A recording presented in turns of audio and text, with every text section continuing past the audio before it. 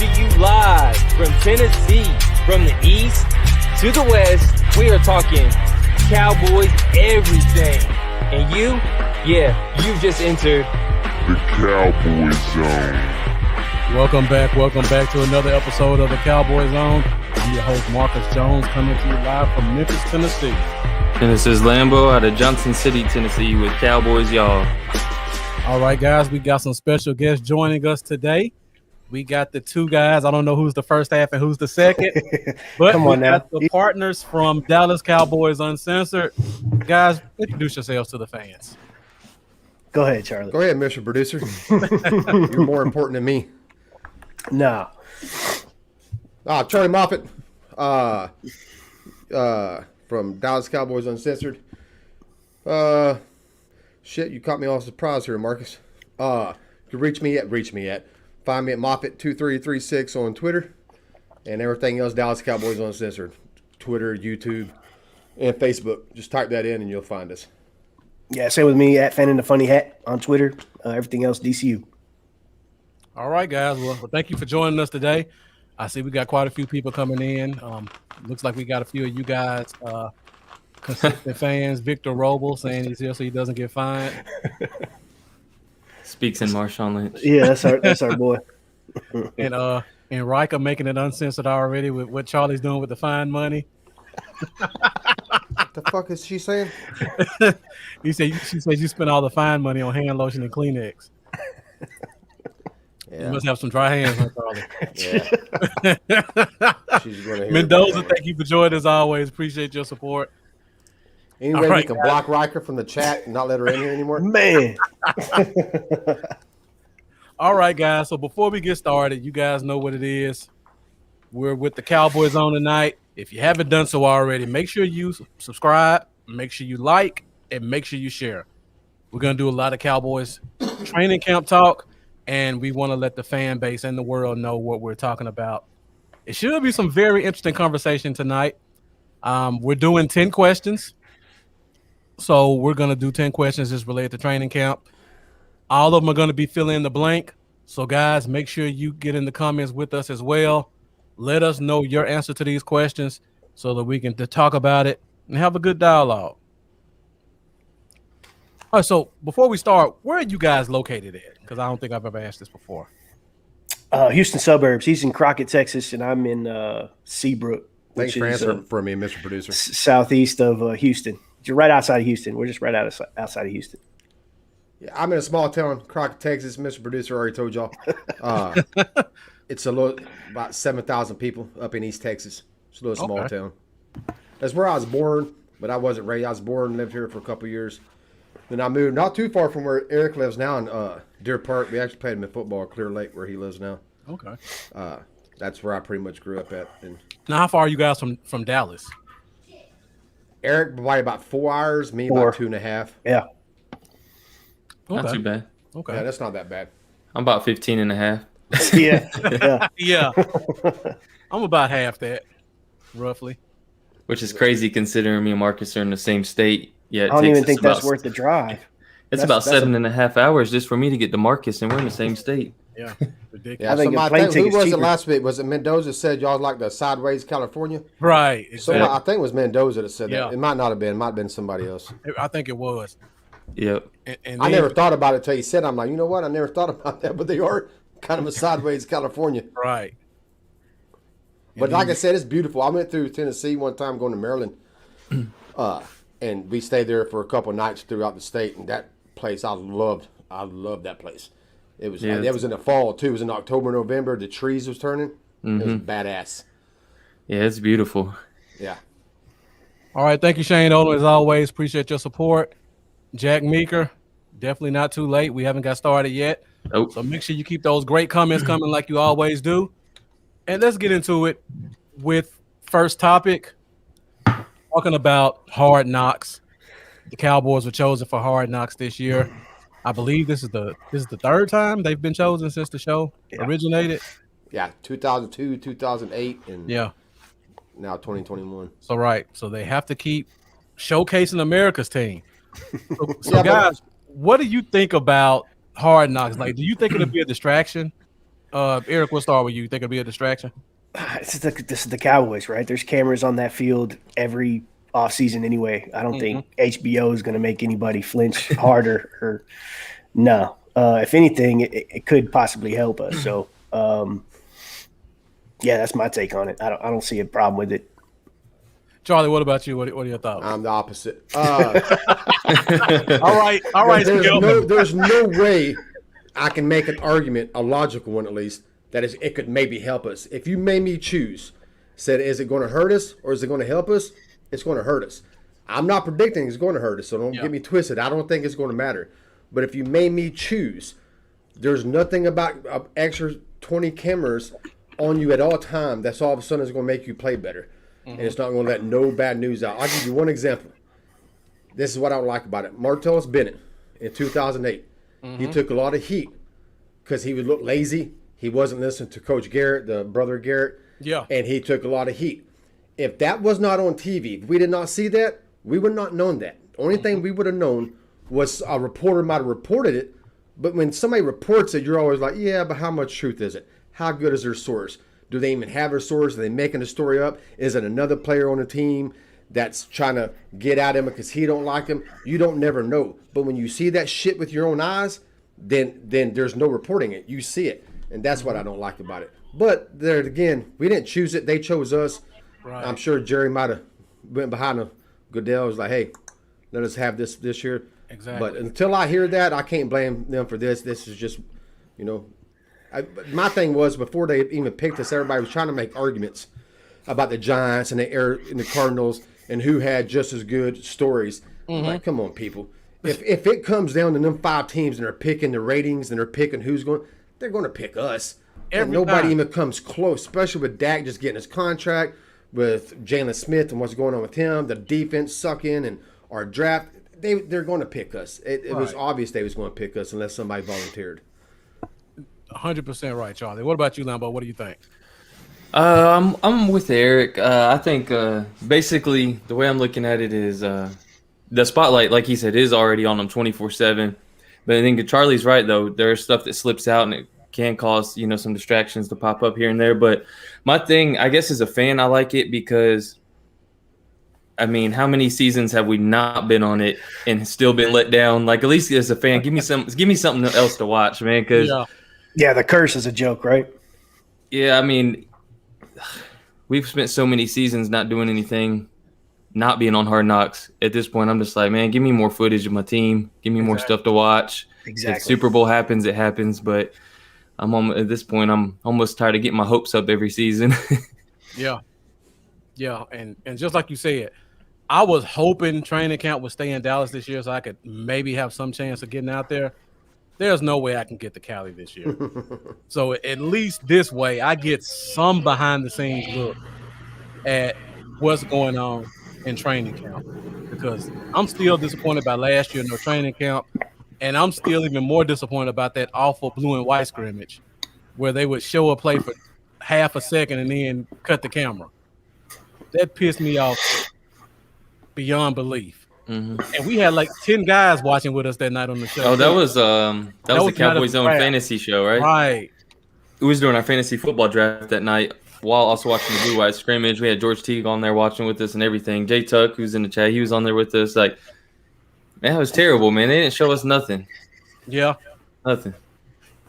That was bad. So, yeah, before we get started, Jay Tuck, as always, appreciate you tuning in. DJ Dog, appreciate you with your support as well. Thank you for coming in. And DJ Dog already starting the comments. He says Michael Parsons will be spotlighted in Hard Knocks, 100% guaranteed. And I think that leads us into our first question. And question number 1 of the night is, who will be the star of Hard Knocks this year? So, guys, put your answer at the bottom of the screen, and everybody in the comment, we want this to be interactive. So, you guys put your comments in the comments as well. Let us know who you think will be the star of Hard Knocks. I'll give you guys a few seconds to think about it. Lambo, still thinking about it? You got put it in the comments in the edit name section. Oh, okay. Yeah. Okay, we're doing that. All right. Yeah, we're doing that. Let's see. So I see we got quite a few comments coming in. And Jeff, thank you for tuning in. Appreciate it. And Jeff says Dak, of course. Jack Meeker also saying Dak. Wendell looks like a new name. So I don't know if you're coming over from DCU. Thank you for joining us. Make sure you subscribe. Subscribe to myself at Bluff City Cowboy. Subscribe to Lambo Cowboys, y'all. And if you haven't done so already, check out these guys with DCU, Dallas Cowboys Uncensored. And we got two for Parsons now with Mendoza. And Jack Meeker definitely. How many times are they going to show Dak's ankle? I'm sure we're going to see that quite a bit. Except for the fans, they show it at all times. So they can fucking medical diagnosis over the damn show. Look how swollen it is. Look how swollen it is. It don't look normal. Right. Jesus Christ, people. I see Riker coming in with a different answer, saying it'll be Randy Gregory. Ooh, I like that one. That's interesting. We really don't know a lot about Randy Gregory off the field. It's crazy. As much trouble as he got in with the smoking and the suspensions, they really kept him under tight lock and key. That's interesting. Who was the dude that they had for Dez? The babysitter for Dez? I can't even think of the guy's name. They stopped using him though. Yeah. But I mean, they probably got another guy just like him with Randy. Mm-hmm. Or the guy that have a Pac-Man. Right. Well, Randy didn't really need a babysitter. Dez was going out and doing shit. Yeah, I think Randy is probably really close to the Vasily all the time. A right? big old blunt. So I don't think he needed somebody to watch him. I think he just needed he had issues with that stuff. Yeah. All right, Wendell, I see you're a new subscriber. So again, make sure you subscribe to all channels. And I knew my boy J Tuck would say Boss Man Fat. Boss Man's a good one. Yeah. And the storylines are built in. Yeah. There are storylines everywhere. We kind of talked a little bit before we came on the air about this and how everybody's answer would be different. And it's just so many different storylines. So let's get into it. Let's see what everybody put. If I can find the button. Always hard to find the stuff when you're looking for it. So Lambo cheated with two answers. So we'll start you this time, Charlie. Let us know why you think Parsons is going to be the star of Hard Knocks. Rookie, great player. On the side of the ball that I think is going to get a lot of attention, even though the other side of the ball is great. But I think with as bad as we've been, especially last year on defense, I think the defense side of the ball would get more attention. Yeah. His personality, I mean, just when I see him in interviews and shit, it seems like he's going to be more outspoken and more probably loves that camera being in front of him and is going to want that camera in front of him. I can see him. That's the bad thing. I'm not knocking him for it either. I don't have an issue with it. I'm just saying I think he'll enjoy that. And I just think, I mean, he's our number one pick, and so I just think he'll steal the show as far as that goes. All right, so Eric, what about you? I see you got the swiper. Yeah. I don't know if you've been reading the group chats and the group pages today, but somebody started a chain about Jalen Smith love and hate. So I don't know if that affected your answer today. No, I hadn't seen anything on it. I actually just went over the list you gave us of the questions today and wrote down my answers. So with me, if Hard Knocks was Madden, Jalen would be my creative player. Okay.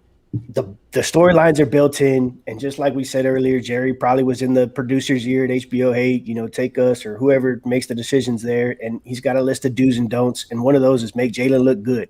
Yeah, in my opinion. So, I mean, but you go back with college, the injury, the breakout year, coming back, the comeback, the fact that he might not even have a starting job. Right. I think he's in a position where he's battling for a job right now. So for me, I mean, he's charming, the smile, the brand. Why not? That's who I pick. Okay. And he needs somebody to make him look good. He's not doing it himself on the field, that's for sure. He's not accomplished now on the field himself, so hopefully HBO can help him. So along the Watch the lines of tape. what you said, Eric, the reason I chose Nashawn Wright is just like you said. Jerry's gonna be in Hard Knocks ear, and this kid took a lot of flack during the draft. Yeah, Lambo. Yeah, and Damn, I like this one out. and I could just see the coaches in the front office saying, "We need to make this kid look good because we're not bringing a corner in." I'm sorry, folks, they're not bringing a corner in free agency. I'm sorry.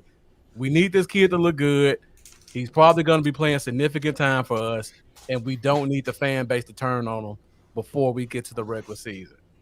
So, and plus on top of that, Hard Knocks, like you guys said, usually focuses on young rookies. So he kind of meets all the criteria in terms of let's make him look good. He's a young guy, and really nobody knows anything about him. That's true. Yeah. Good point. All right, Lambo, talk to us about Dak's ankle. My light just went out, by the way, so that's why. Oh, we're good. We can still see. You're good. You look beautiful in light or darkness, Bubba. Thank you. But no, man. Obviously, it's all everybody's going to be or has been talking about. Well, not everything they've been talking about, but it's just such a. There's so much concern around it with a lot of fans. If he's going to return on, be able to return on the investment that we just put into him or the Cowboys just put into him. So, I mean, I think there'll be a ton of focus on it. Everybody's going to be reporters all over are going to find a reason to get their names circulating on Twitter, Right. trying to jump on the Cowboys train there and tweet everything they can about Dak. I mean, if he makes one strange turn, it's going to be viral on the internet. Oh, yeah. But Parsons just being the first round pick, not only that, but him being the confident kind of guy he is, he's going to come out and he's going to have a lot to say. I mean, you've seen him pretty much going at Zeke. Yeah. Before he even had a chance to probably meet him in person. He was already saying, I ain't going to take it easy on you and all that stuff, so I think he's going to have something to prove too. And I don't think he's publicly said it, but to me, I feel like he's probably got a little bit of a chip on his shoulder because it seemed like 90% of Cowboys Nation was really upset that one of those corners wasn't there. Mm-hmm. And we seen before Parsons was picked how many people were saying they didn't want Parsons. Right. I don't think he's blind to that. And I think he's going to come out there and try to light some people up early. Yeah. And DJ Dog with a great comment saying, one thing I don't want to see is Jerry addressing the squad, telling them he could be anywhere in the world, but he wants to be here with them. I can almost guarantee we're gonna hear that statement during I Hard. don't want to ever hear Jerry Jones speak again. But I can guarantee he's going to speak a lot on Hard Knocks. Yeah, you definitely. Yeah, can I change my answer to Jerry? Or is it player only? That's a given, actually. Yeah, that's Jerry low is a hanging fruit. As long as he's cutting the checks, he's always gonna be the star. So yeah, Jack Mika says D-Law is always big in front of the camera. So we'll definitely see about that one. And, I think he's just too serious though. He's a no nonsense type of. He'll have a few little quips in here and there, but I don't think he'll be, a star. And then as far as like Dak's ankle with Lambo going with Dak's ankle, I think that's one of Jerry's don'ts. To be honest, it might make an appearance, but that's going to be one of the don'ts. They have some kind of leadway.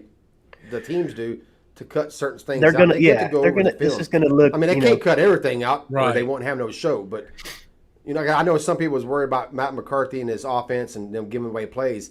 They can cut a lot of that stuff out. They can arrange it to where they're not going to show anything that's like, holy shit, they're doing that, and everybody's surprised. It's gonna be like Jordan making the last dance. You know what I'm saying? Like it's gonna look good on him. Yeah. Definitely. All right, guys. Over under 5 times us seeing Dak's ankle during Hard Knocks. That's not fair because if it comes in like one of the little intro videos, it's going to be every episode. So, What was the question? I'm sorry, I was reading I said, over under we see Dak's ankle 5 times during Hard Knocks. Oh shit, over. We see it 5 times on the first episode. Yeah. There'll be a camera specifically designated for Dak's ankle the whole time. Like keep an eye on that ankle. Yeah, Ankle cam. ankle cam. There you go. Yeah. Good one. I could definitely see that. All right, guys. So let's follow it up with question number 2. And we're going to keep the theme with Hard Knocks for right now. So question number 2. the storyline you're most interested in seeing during Hard Knocks. We just talked about who we think the star of Hard Knocks will be. Everybody had a different answer. There's 1,000 different ways we could all go in terms of storylines. So let us guys know in the comments what's going to be the major storyline that you're most interested in seeing during Hard Knocks.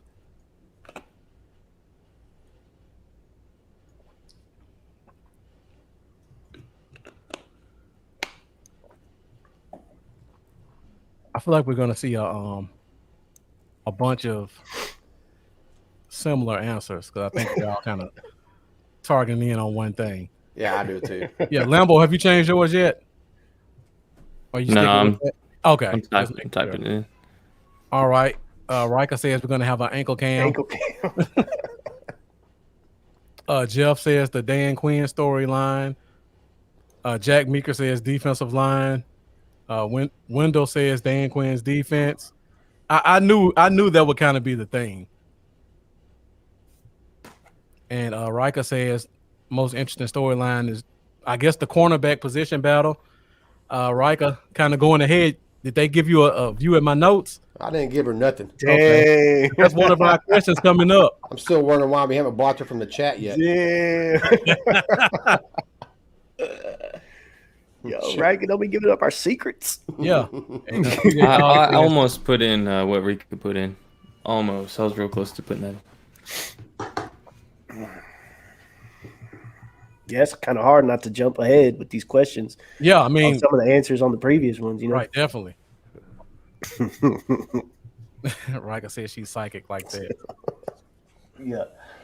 Okay. All right, guys. I see we got quite a few people still watching. So get in the comments. Let us know that you're here. Let us know what your thoughts are. And Mendoza says defensive cohesion. Definitely a good answer. So let's go and see what you guys chose. Because I'm sure it's pretty similar. All right. So I guess three of us are pretty much indirectly saying defense. Y'all are waiting on an instructional video, man. This is a drama series, man. Let's see the drama. All right, Eric. That's an interesting answer. So let us know. You really think we're going to see some rookie hazing?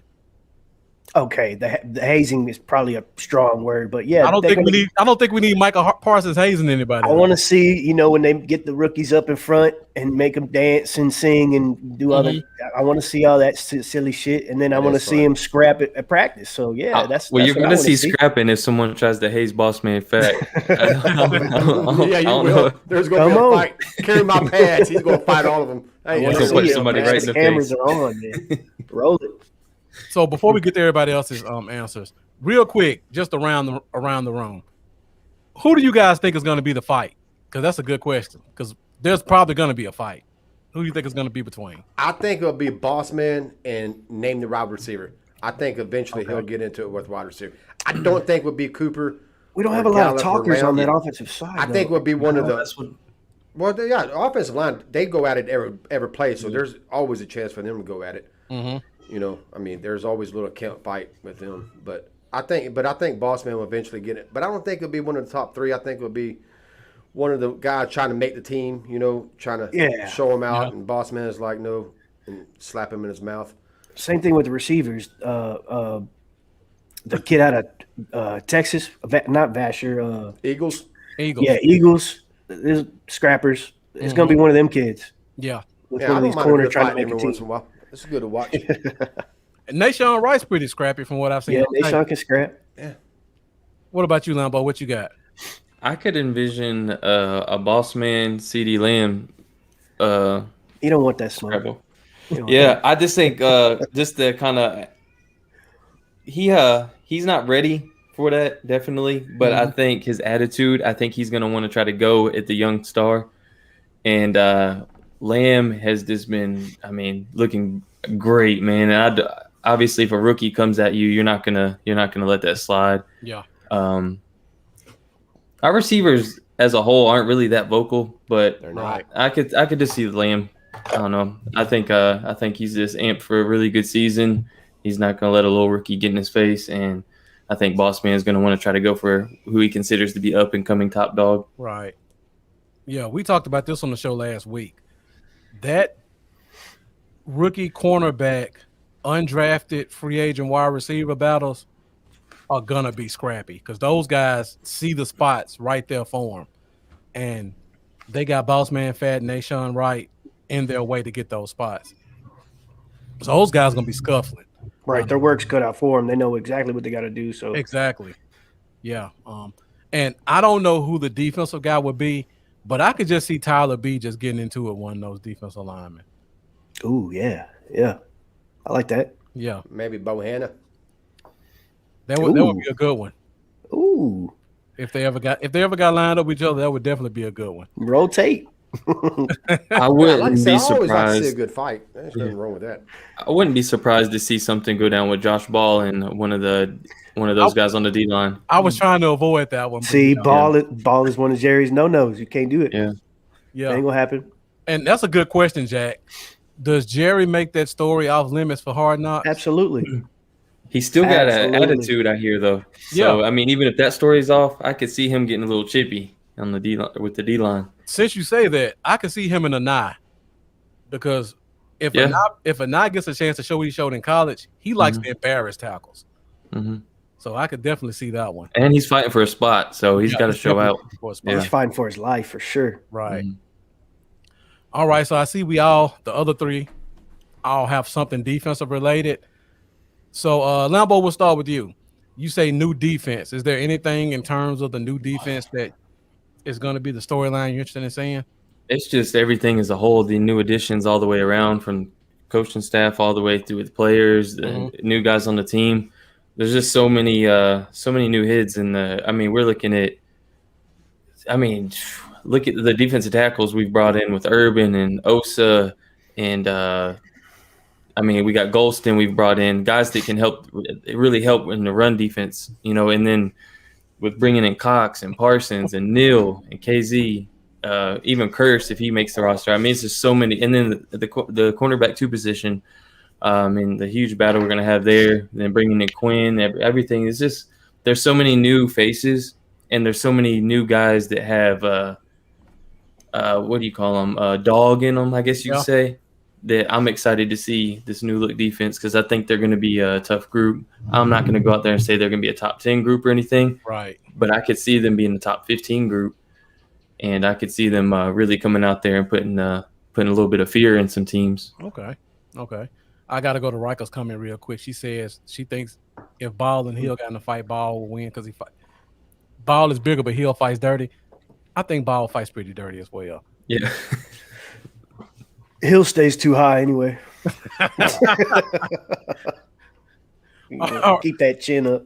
All right, Charlie, let us know about Queen's D. What are you looking forward to seeing at that defense? Just a lot like Lambeau said, just the overall defense, the linebacker competition, where they're going to put everybody, because I know everybody's trying to make guesses and break it down, but I said this back in May, and I'll say it again. I don't think the coaches 100% know yet. I think there's still a lot out there. I think the training camp's going to take care of it.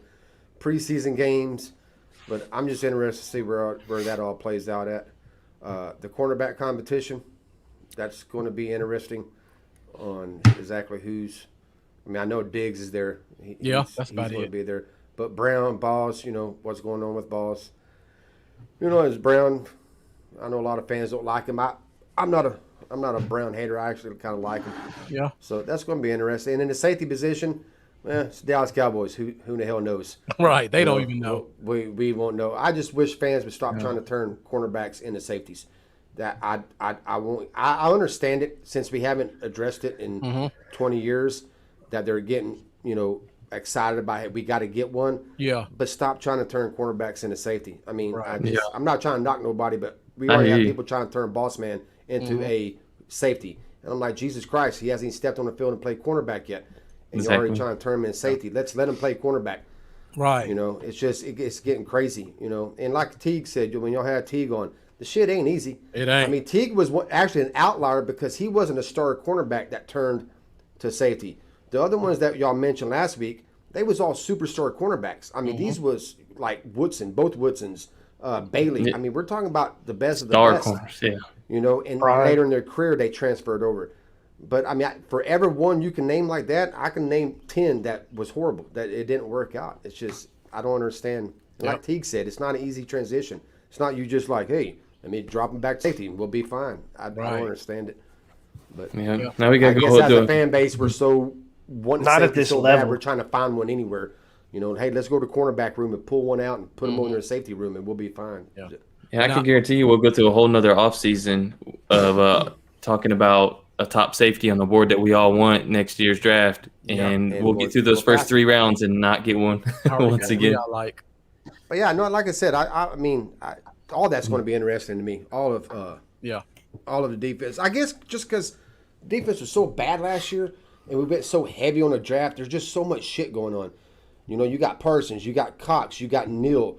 What are they going to do with Jalen? What are they going to do with LVE? Mm-hmm. You know, I mean, that right there, that position group right there is going to be interesting. Then you have all the new defensive linemen, and I mean, pretty much the bookends are pretty much set. And I think Urban said at one tech, but then you have a bunch of rotation. Who's going to make the team? You know, I think it's going to be interesting. Yeah. And plus, I'm ready for Quinn. I want to see what he can do. Yeah. Yeah. And for me, I put coaching influences. I don't know about you guys, but I don't know anything about the defensive line coach or the linebacker coach. I mean, we know who Al Harris is in terms of being a player, Yeah. but we got a lot of questions about why was Reggie Robinson converted to safety. We know he's a big press corner, and we didn't see a lot of that in terms of their play. So I really want to see, this is the only chance we really get to hear and see position coaches. And I'm looking forward to seeing one of those guys kind of step out and give us a little insight into what type of coach he is. Because I really don't know. Let me ask you this. So them moving back to safety, is that something that they feel like they see him as a player being capable or able to do? Or is that something like trying to save the man's career, at least with this team? And, you know, we don't think you're going to be a corner here. Let's try you at another position while you're here. Something like that. I said something similar to last week. Like, if you want to move Mukwamu, who was a 7th round pick to safety, I have no problem with that. Yeah. Because for one, I don't expect him to play anyway because he's a 7th round pick. Mm-hmm. And for two, I can look at the cornerback room and I see there's no room for you there right now. Right. Unless you just play out of your mind good in training camp. And even then, favoritism will probably keep you out of the room anyway. I have no problem with a guy like that. But if I drafted a guy 1st, 2nd, 3rd round at corner, his talent was at that position. I don't want to change that because a 2nd round corner may be the equivalent to a 7th round safety. You just don't know. Mm-hmm. You can't assume a 2nd round corner is going to be a 2nd round safety. Yeah. And I think that's where a lot of fans kind of get hung up at, where they say, let's put this guy there because they think, oh, he was a great corner in college. He played 3 snaps a game at safety. Or they assume a cornerback is such a higher level position that if you aren't good at corner, then you can still be great at safety easily. But I mean, safety is no walk in the park, like, you know, many think. So yeah, definitely. Maybe in the Tampa too, but I don't see it with playing 1 and cover 3 and stuff like that. Right. Yeah, cover 3 is a different animal. You have to got a whole bunch of land to cover. Exactly. Yeah. It's a big difference from covering a 5-yard zone to covering everything 15 yards deep. Yeah. Sure. You can't ask somebody to do it overnight or in a couple months. Yeah. And Riker making a comment about Matt O'Shea, something about Curse will be cut before Thompson. I hope not. Yeah, I'm a big Curse fan. Just I've watched him since Clemson. I watched every snap he played at Minnesota. I think there's a lot there that the rest of the fan base isn't aware. Is he not the same guy as Thompson? No, he's not the same guy as Thompson. No, he can cover a lot better. He's a lot more cerebral.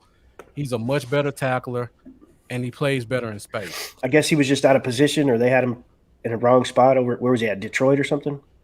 Detroit, they definitely had him in the wrong spot. His best play was in Minnesota. Okay. When they played him more as a free safety and coming down and playing some nickel when teams needed a tight end covered or they had a big slot. He's not a strong safety. People look at 6'5", 220 and think he's a strong safety.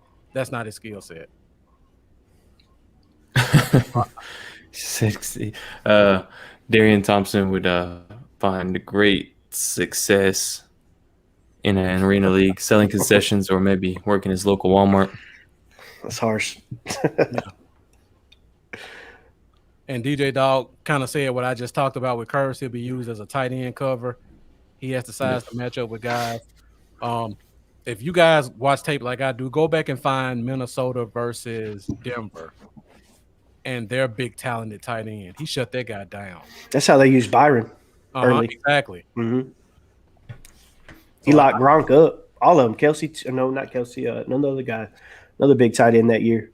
Yeah. He locked him up. Mm-hmm. Yeah. I can't even think of his name now. Yeah. He did good against the kid from Washington too. My mind's that's who it was. Reed. I can't read. Yeah. There you go. Yeah. Okay.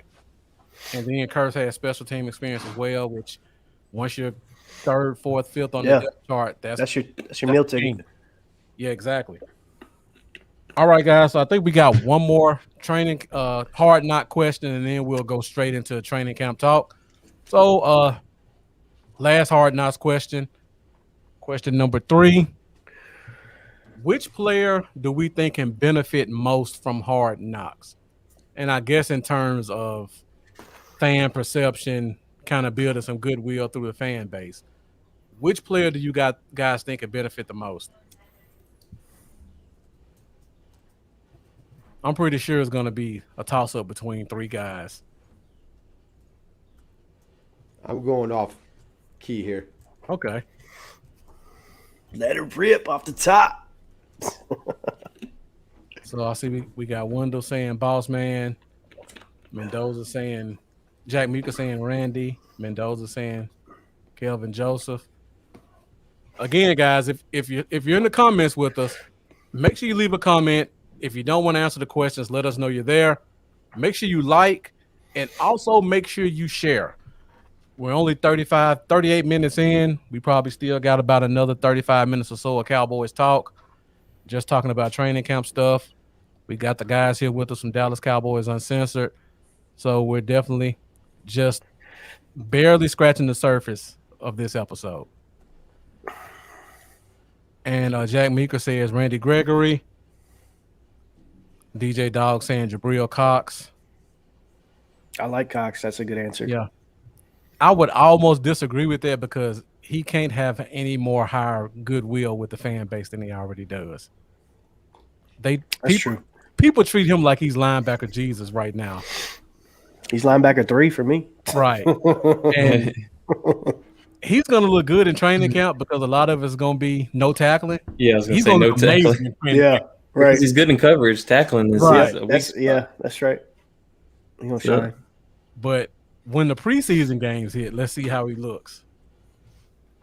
And we open it up against the Steelers, who like to run it pretty heavy. He should see a lot of time, yeah. Yeah. And him and the Lukes and all them guys. Yeah, they got some pretty good running backs over there too. And DJ Dog says Cox will make the coaches find a spot for him. We'll definitely see. Oh yeah, he's gonna have package deals for sure. Big nickel. Yep. Linebacker Jesus. Linebacker Jesus. Yeah. That's funny. He's the Messiah coming to change the linebacker room, according to a lot of the fans. And Shane Odom says that's a good one there too. Michael Gallup. Hey, that's outside the box. That's good shit right there. That's a really good one. Definitely contract good. situation. You know, if you want to stay in Dallas, all you gotta do is be a fan favorite. Look at Jalen. Sell some jerseys. Exactly. Sell jerseys. They'll find a spot for you. Or sunglasses or whatever the fuck. Oh, it's only 8:00. I'll tone it down. I'm sorry. It's 9:00 where Lambo is. Okay, good. Yes, 9/11. 9/11. Hey, easy. All right, we are officially uncensored. Let's do this shit. All right, guys, let's go back and let's see what you guys chose now. 'Cause I'm interested to see what you guys put.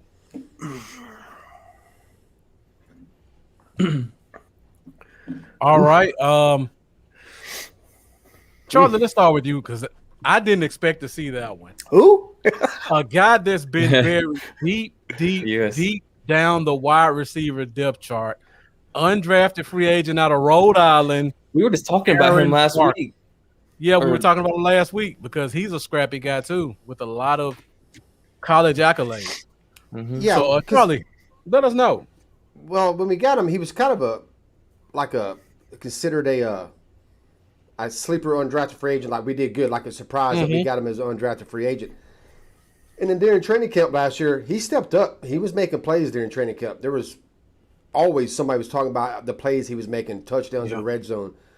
And I think what hurt him last year was no preseason. COVID. Sure. I mean, you had a shortened training camp. You had no preseason, no time to really go out there and shine. And I can't give you my full answer because I end up answering another one of my questions too. All right. But yeah, I guess training camp more than Hard Knocks will help him. So I guess I kind of cheated. But I think a full training camp and a full preseason of games, Yeah. I think it help him. And I'll show y'all here in a little while how much I think it's going to help. But even picking up on what you said, when you look at this year, every guy 6'5", 220. And then I believe we still have Stephen Guidry or the other kid. We have Dixon one. kid? What's the other kid from last year? From Texas A&M. Kendrick Rogers. Oh yeah, there Kendrick you go. Rogers. There you So go. we still have Kendrick Rogers too. So that's like 7 guys that are like 6'5", 220. Yeah. And Aaron Parker's gonna be, even though he's like 6'2", they're gonna see him as like the little guy. He's gonna be the little guy. Yeah, for sure. Exactly. So he definitely can make a name for himself if he can stand out among the Giants. And DJ Dog, I was really leaning towards this one for another one of my answers, but great one, Brandon Smith, wide receiver out of Iowa. And Eric, elaborate on non-sponsored guys. I'm interested. Yeah. So with the premise of getting a fan base behind you, right, to help you gain a spot, because we know that's possible here in Dallas. Yeah. Your non-sponsors guys, your Hills, your Armstrongs, your Robinsons, your Giffords, those kind of fringe players that are battling for a spot on the roster. I mean, they're going to be in a battle the whole time. Those guys can benefit from something like this. Any one guy more than the other ones you think could benefit most? Man, I tried to get away with the whole handful of them. I got to pick one guy. I'll tell you what. I'll just go with Hill because when I hear non-sponsored guy, that's the first guy that comes to mind. So I'll go with Tristan. Yeah, that's a good one. Bradley, a non-sponsored. I think that's another great one. That's another I good just I think the fan base still loves him, but he could definitely wasn't count. yeah. I'm still in the. I like the ink. I like the tats, but that's Yeah. it. I mean, he's a highlight guy for me. Right. I don't think he's big enough and physical enough to play in this defense, but maybe. I still feel like he has to find a way to get one of those top 4 spots.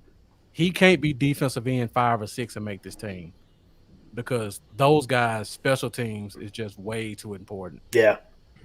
And I could even put Rondell Carter in there too. A guy that paid a lot of money for in drafted free agency. He played a lot of special teams at the end of the year. All right, Lambo, Nashawn Wright. Nashawn Wright.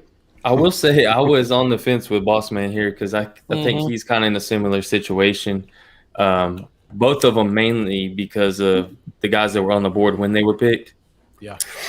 With Boss Man, like, Asante Samuel, there's a few others still there. But Nashawn Wright it seemed to be the big surprise for most on day 2 of the draft. I know for me, I was heated because I liked Molden, I liked Melifonwu. I wanted Cox there as well, which thankfully we still got him, so that's all good. But just so many fans seemed a little bit confused and a little bit upset that just about most draft experts out there had him no earlier than like 6th round. It seemed like as a total consensus. Like there wasn't. I think there was one guy I came across that had him as like a 4th round grade, but Right. most people. I mean, there were some guys that were pretty legit scouts, and they were like they barely had anything on the guy. And I, as a fan, you're just like, come on, man, the 3rd round. Like, let's take our projects in the 5th round. So I feel like he's got a lot to prove. And then one of y'all made the point earlier that, you know, this is one of those times where Jerry likes to kind of help make his decisions look better. Mm-hmm. So this is the perfect time to take a guy like Wright and get him in the spotlight and turn him into a fan favorite, from a hated pick to a fan favorite in one show. So that's kind of where I'm at with Wright. Okay. And I just want to highlight this. Jack Meeker, as always, we definitely appreciate your support. If you guys want to follow Jack Meeker's lead, make sure you sub this in all your favorite fan groups. Some great dialogue going on right now. Some great comments from you guys. As always. Let's keep building on that. Let's keep getting these great comments in. Let's keep letting people see the great comments and discussions that we're having. And we got my guy Geechee in the building. What's up, man? Thank you for joining. Appreciate it. And Geechee says he doesn't think Nashawn's going to be a project. It's something they saw in him. I hope so. Yeah, and that's kind of where we're leading to. I don't know if you caught the question. We're talking about who's going to benefit most from Hard Knocks. I think the coaches do see it, but the fan base doesn't. And that's kind of what Lambeau was kind of leading into. All right, so for me, Boss Man Fat, pretty simple. I tagged them in a tweet saying, if you have some time, write a song and put the words Hard Knock in the hook. Platinum. Right now. Everybody's going to be wondering what he's doing. You know he's going to rap on the show. Can't wait. He better. Shit. If he's Don't smart. let me down, man. Right. I mean, if he shows an album on camera, people are going to look at it to listen to it because they're Cowboys fans or just to hate on it. There's going to be win-win for him either way. On top of that, he missed a bunch of OTAs. So there are going to be a lot of questions about that. And he can show us he's a feisty player too. So I think he can really come out there and make a name for himself doing Hard Knocks. Hey, the film is great. Yeah. The talent's there. Yeah. He needs to come do it consistently and show out, and then ain't nobody care. Who cared? We didn't care that Beasley rapped, and he wasn't even that good. So Exactly. And I don't know if you guys knew Rico rap too, right? Yeah, Rico. Come on. Yeah, but come Zeus. on. Did he though? Hey. Not good. Come not on, good. bro. It wasn't rapping. He wasn't rapping. Have you heard any of his songs? I think I did. What now that you bring Rico up, I do believe I went and checked out something. Yeah. When it came up then, but yeah, that was short lived. I thought Bees' stuff was good, but Bees was all right. Rico's was terrible. Yeah. And Boss Man, actually, I'm not as much as I like him as a player. I'm not that big on Boss Man's music. Mm-hmm. Me and my guy Jeff were fortunate enough to get to hang with Rico a couple times, and he really thinks he has it. Yeah, I bet he does, man. He thinks he can be the next Jay-Z, or not Jay-Z, Lil Wayne. And he's still making rap songs and videos. So yeah, seems like we always get a couple of them. Charlie has no comment. I think they all suck at rap. Your day job, huh, Charlie? Yeah, I don't like any of them. Beasley sucked, Boss sucks, and I never heard Gathers, but I'm going to assume that he sucked too. If y'all say you did. If you think Beasley sucks, then you'll definitely think Rico sucks. Beasley was all right. Beasley was catchy. You know what I mean? Like you could get a good flow. Good flow. Yeah. Rico's. It's not about rap either, because Troy Aikman sucked at country music too. So don't think I'm anti-rap. He was horrible at country. And our rock band we had. How about the rock band too? You brought that up. The metal band. I love the metal band. I thought they sucked too. Yeah, absolutely. They was awesome. I like them. But like I said, it's not a rap thing. I mean, hell, I'm 1980s rap to 2000s NWA and shit. I love them. Hell, I took my 13-year-old son to go see Straight Outta Compton.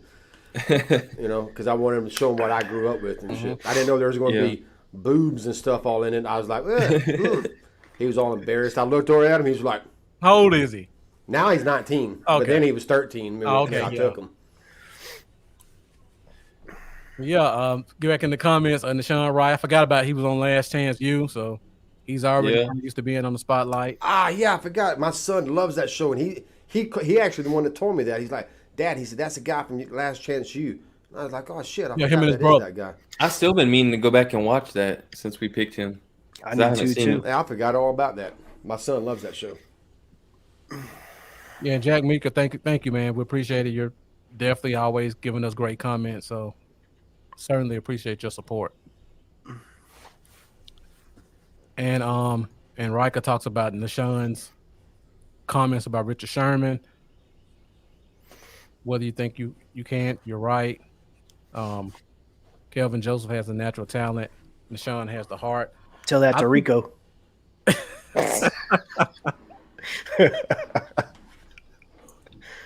No, I do too. You'll find out later. I speak highly of Nashawn myself, so yeah, we'll get there. I'm really excited to see him. He's one of the probably top guys that I'm most excited about seeing, just because of how upset I was at the pick. That I'm ready to, I want my opinion to switch. I want to change my opinion. So hopefully, I can't wait to see him out there and see what the scouts and everybody had such high regard for him. Definitely. All right, so that last comment about Richard Sherman kind of leads us into our training camp talk. Figure it would. And everybody always talks about free agency. Who's Dallas going to pick up? You hear the talks about the Geno Atkins, Richard Sherman. Still got Joe Looney kind of lingering out there. Different positions. That would be fantastic. I would love it. Just for the show. Pay him $1 million or what vet minimum just to be on the damn show. Yeah, Looney would make sense. All right. That's something Jerry would get behind too. Yeah. So just training camp in general. Question number 4.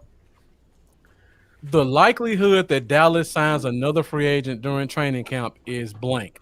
And just put a number, blank percent. There's a blank percent chance that Dallas signs a free agent during training camp. Oh, man.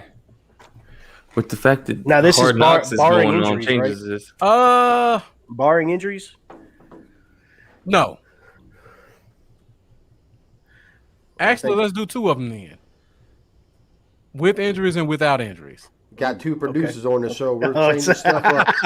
Eric, hey, he can't turn it off. He can't turn it off. I'm telling you, Marcus.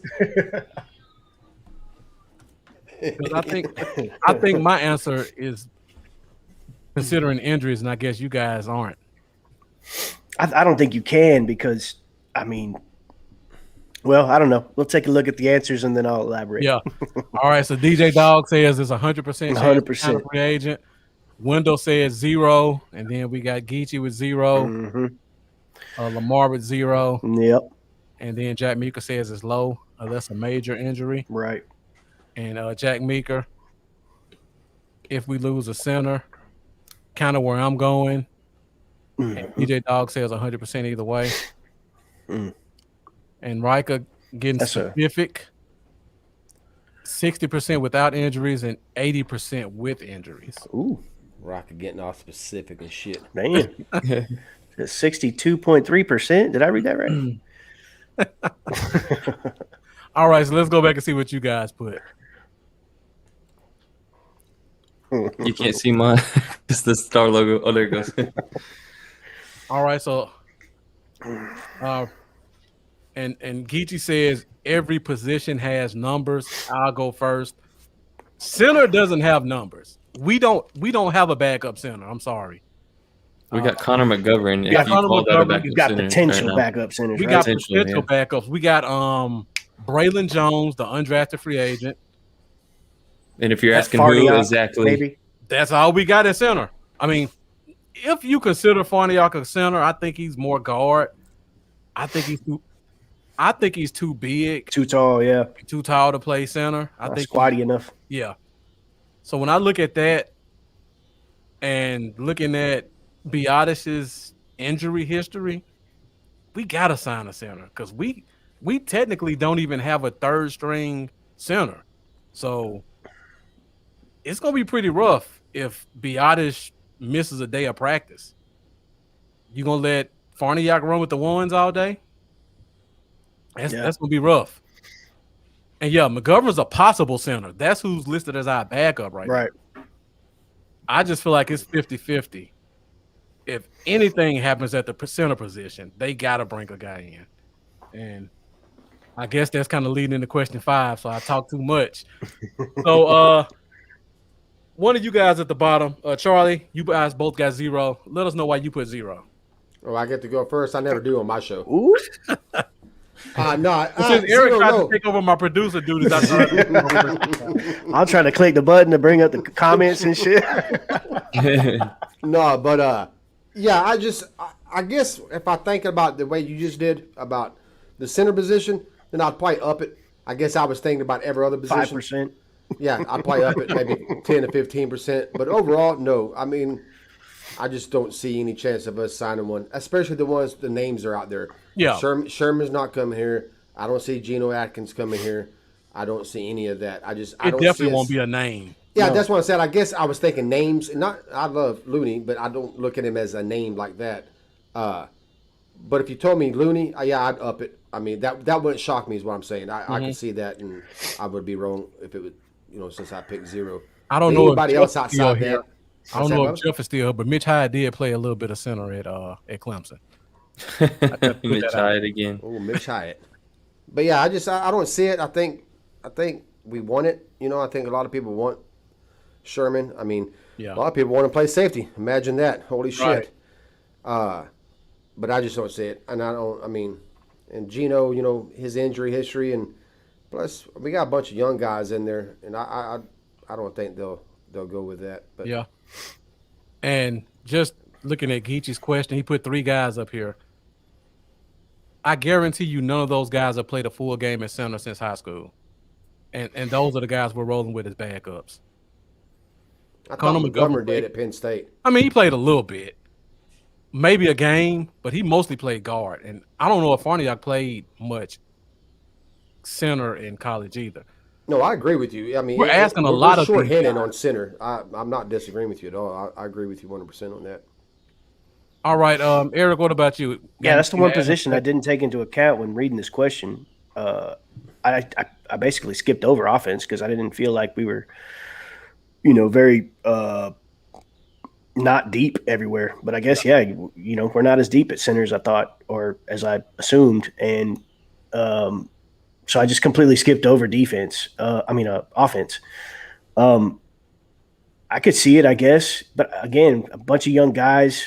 I think they did a really good job of filling all the holes on D that they wanted to. Brought in none of the big names. Nobody worth anything that's going to come in and take snaps away from younger guys. These hungry dudes. So for me, it's a big fat 0 with barring injuries. Now you want to throw an injury in there, and I think it's got to be a significant injury to a starter or a direct backup to a position. Center. Center works. Yeah. So. But for me, if they're not here already, I don't see them doing it before they go into camp. Yeah, I can see that too. All right, Lambo, you got the highest percentage of all of us, so let us know why you think 65%. I was gonna really start at 50%. I had actually hit it in and then I deleted it, which is funny. You put 50%, and 50% was just because I was considering a center because we've talked about it a few times, and so you kind of got me on that honestly because you've probably brought it up a few different shows. And when you talk about Tyler Biadasz, how available, he's been, things like that, and then just not a lot of depth behind him. Right there alone, I was at 50%. The reason I put 65% is because I feel like you're gonna be on Hard Knocks. Jerry likes drama. He likes to bring anything he can to get clicks or ratings or what have you. That don't mean he's necessarily going to go out and get somebody that's a big price tag, but like we were talking about, a guy like Looney makes perfect sense. I mean, you already could use some depth at center. Looney's a big character, personality, character, and he would bring a lot also to the show itself. So I mean, and Jerry's a money guy. He's a guy that does what he can for views. Just makes sense to me. What's your boy's name there? Geechie? Geechie. My bad. Yeah. We bring up his comment real quick? Which one? The last one you had on the screen. Okay. He ain't trying to spend no. Jerry will spend all that fucking money. It's Steven that's not trying to spend the money. Yes, Steven. Yes. Steven's like, now hold up, Jerry. Now Jerry Hold does up. hold the trump card, but Steven's the one holding on to the wallet. Yeah, and Geechee's a very knowledgeable guy, so I definitely respect his opinion. It's just one of those things we disagree on, and I guess it's because I played the center position a little bit, and it's kind of like one of those things where you talk about safety. People undervalue the importance of free safety. They really undervalue the importance of center. Like when you talk about, let's put a cornerback and put him at safety. When you talk about putting a guard and putting him at center, that guy is responsible for calling blitz coverages and line shifts more than the quarterback. That's the kind of shit that'll get Dak hurt again. When you just put some guy out there who played center 2 times in college, and now you're having him responsible for calling out protections. That scares me. Off on Marcus? Did he just say shit? Oh, he was talking about Steven. He was talking about Steven. When you talk about the center position, I get a little riled up. But Looney ain't going to be that much money. I mean, he's been sitting. No, Looney's will be cheap, and also he's probably going to be available anytime we want him. So yeah, why? Unless somebody else has an injury, then he's the first. Right? One. Sure. But yeah, that just terrifies me if we go into a preseason game and some guy that's never played center position is calling protections. Yeah, Dak just gonna have to step it up. Yeah, call that shit quicker. All right, so we'll go to question number 6, but I think we just kind of talked about that and we know what the answer is gonna be. So even though you guys have 0%, if there was a position that Dallas would sign a player in, what position would that be? And I can't put center now. Well, you can. I mean, sure you can. That's what I just did. I'm sure you guys know mine, so yeah.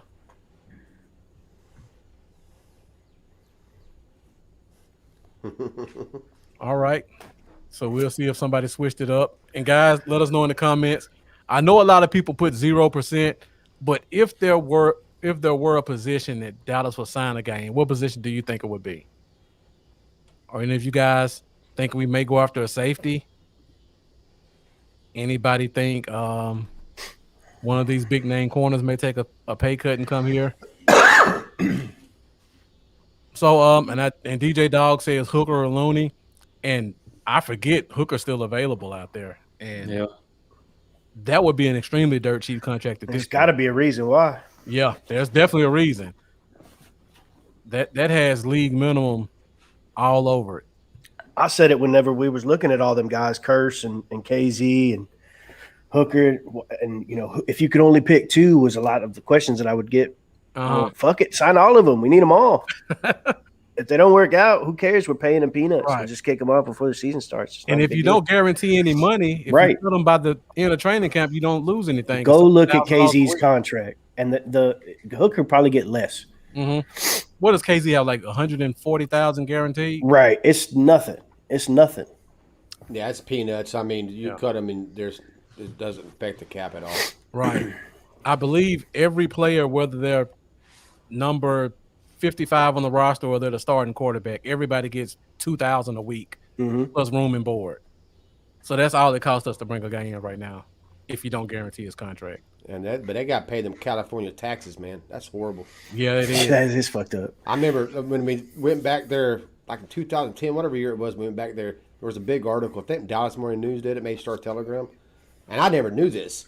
But yeah, when they go to training camp, they was like how much money it cost the players. Dez was on the team, and they was talking about how much money it was costing Dez to have training camp in California. And I was like, holy shit, man, that's a lot of money. Because they got to pay them taxes when they go there. That's a lot of fans don't understand that either. Is Texas is a tax-free state? Texas tax-free, right? But when they play on the road, they got to pay taxes in that state. If it's when they go play San Diego Chargers in San Diego, they're paying San Diego taxes. They got to pay California taxes for that game. So is training camp in Oxnard worth the home game week 2? Yeah, I know, right? Just stay there. Just stay there for 2 weeks. I'm just talking about fans in the stands. That's gonna be a home. That's gonna be a home game. Yeah, and that's gonna be a home game. Nice stadium too. That's we ought to play. We ought to play well. And Jack Meeker asked the question, we'll be able to stash vets like we did before. I'm almost certain they kind of tabled the rules again. So I think we're still going to have 16. Yeah. Yeah, the rules are the same this year as they was last year for COVID. Okay. So we're still going to have 16 guys. Yeah. Still going to be able to put veterans, no matter how long they've been in the league, on practice squad. I have a feeling that's maybe not 100%, but I have a feeling they're going to keep that, at least part of that. They might tone it down a little bit, but I think most teams like that. Uh-huh. You know. Yeah, and there's going to be some big names out there. I'm looking at Riker's comment. And and Geechee, they do know how to redshirt players. We see it every year. They find a way to get creative with that stuff. And then I see a couple of people just saying safety. So let's put you guys questions up here. You all already know what I put, so there's no reason to rehash mine. Let's see if anybody has anything different. And it looks like Eric went with the cop-out answer again, putting 2 positions. And the rest of us all put center, of course. And it looks like we lost his mic for a second, so let's see if he can get it back. We still don't have you, Eric. Get your shit together, Mr. Producer. Hold on, let me see if you... I'm still mad my dang light went out. Did you? I think you muted your mic, Eric. Okay, you're back now. How about now? Yeah, you're good. All right. All right, so we pretty much beat that center horse. So let us know why you chose DT/free safety. Because I didn't think about center. Okay, so D tackle because it's probably the most questionable other than free safety position on defense. And then for me personally, who the fuck is playing free safety? So yeah, for me, if you want to bring in a guy for playing back there, bring in a guy like Hooker or another body back there. Throw some more competition because I don't know who's going to play there. Yeah, that's true. Because Darian Thompson has 1 foot out the door. And, I mean, we all like Donovan Wilson. But outside of Wilson, there's no consistency there. Yeah. Curse, KZ. Thompson. Yeah. Who else we got? J. Lou. I've said a couple times, maybe. Yeah. The undrafted guy, Coyle. Yeah. I really like him, but we'll see. But yeah, we all agree it's his position to lose. Mm-hmm. Sure, but go look at that contract again. Right. That's not something that gives you confidence, and they certainly didn't see a whole lot of confidence. Now the safety market was down across the league, right? So nobody was getting paid at the position, but still, it still seemed like he didn't get something for a reason, and I'm sure it's injury. I'm sure it's some other stuff going down. That's why I told everybody. Cap going down, right? It was going to wipe out the middle class teams, and that's when when I was saying draft all their draft picks, and everybody's like, hell no, we don't need that many rookies. I'm like, hell yes we do, because you're going to have top end players like Dak, D-Law, them making all the money. Then you're going to have bottom end players like the rookies, and then you're going to have cheap vets. The middle class is going to get wiped out. That's how most rosters are going to be built. Is top end guys and rookies, and everybody like there's no chance 12 rookies can make the team.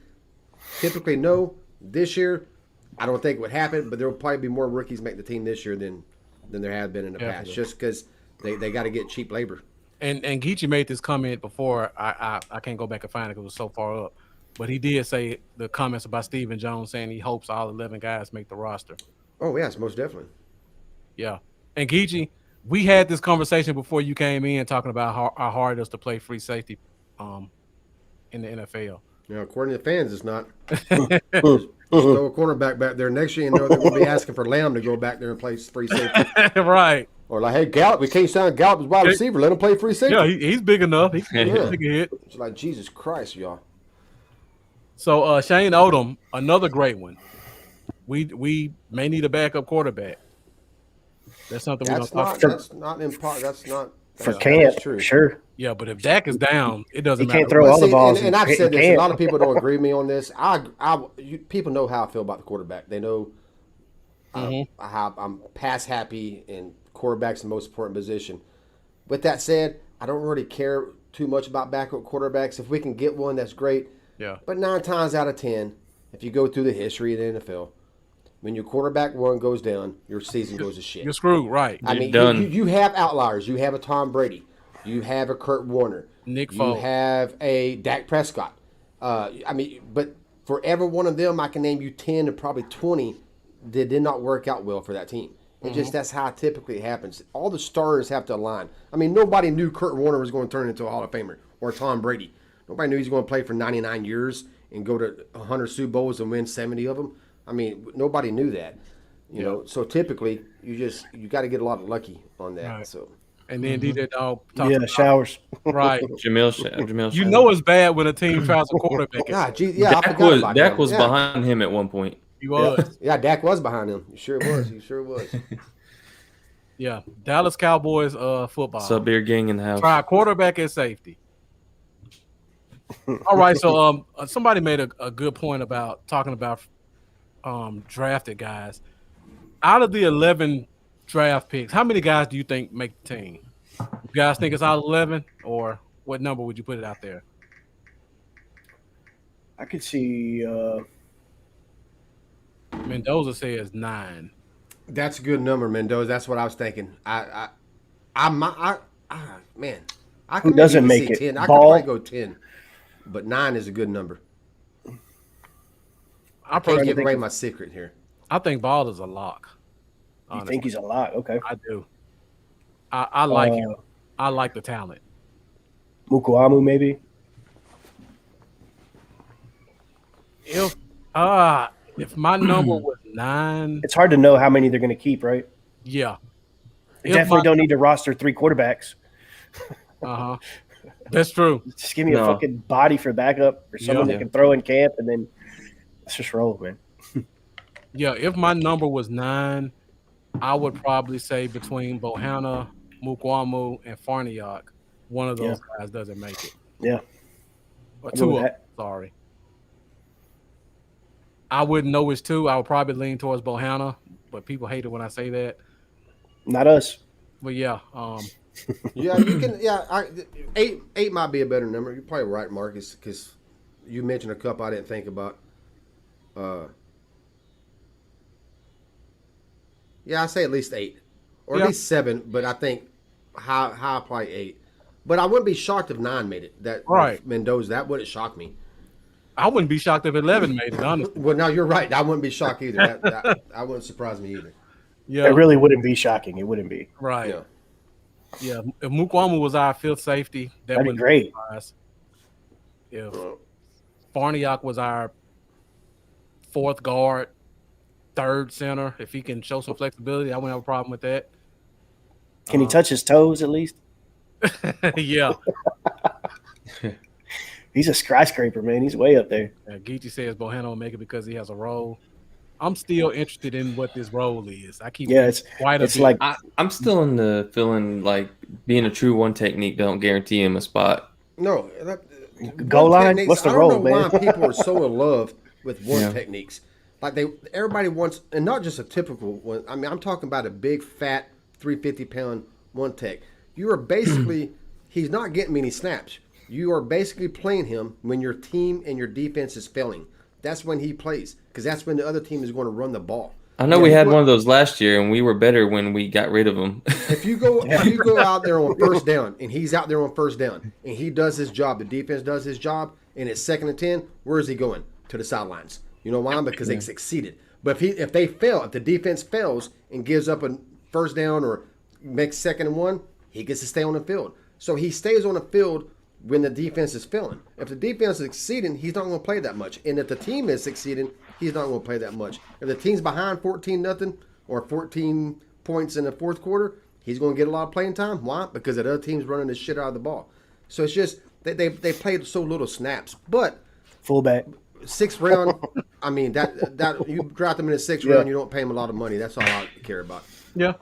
Thanks, Jack. I do hope I would like to see him make the team, and I hope he does well. I will say that, but I don't think he's a lock by no means.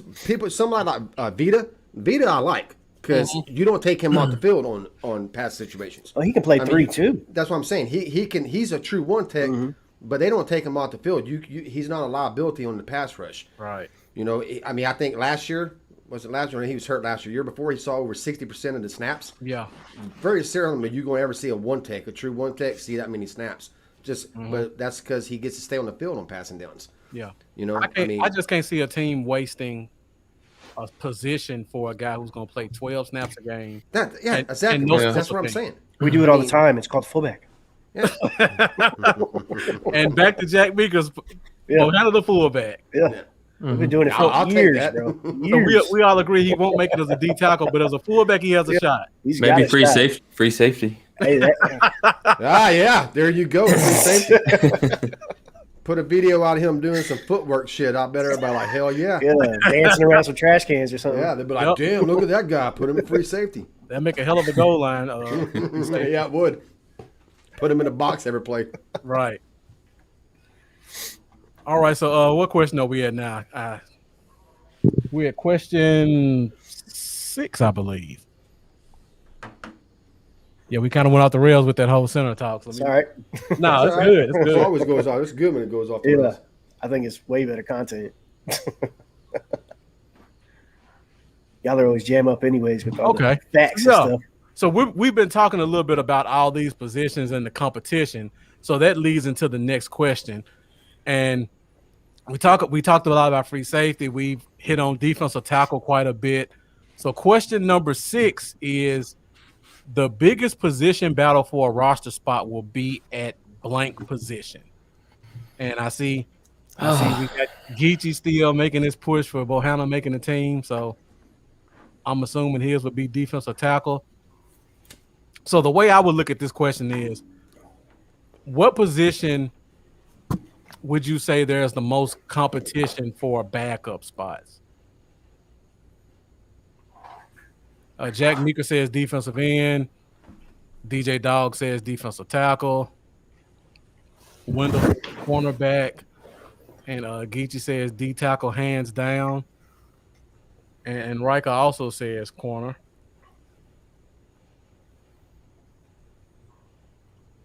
Have you guys all put your answers in yet? I didn't even change mine. Okay. Well, that takes away the secret. Yeah. Go, Mr. Producer. All right. So, but wasn't your answer like a hyphenated answer though, Eric? Yeah, it's the same. It's the same as last question. You gotta give me one. Get him, Marcus. Shit. Hell yeah. Damn. I don't get this much pushback on our show, man.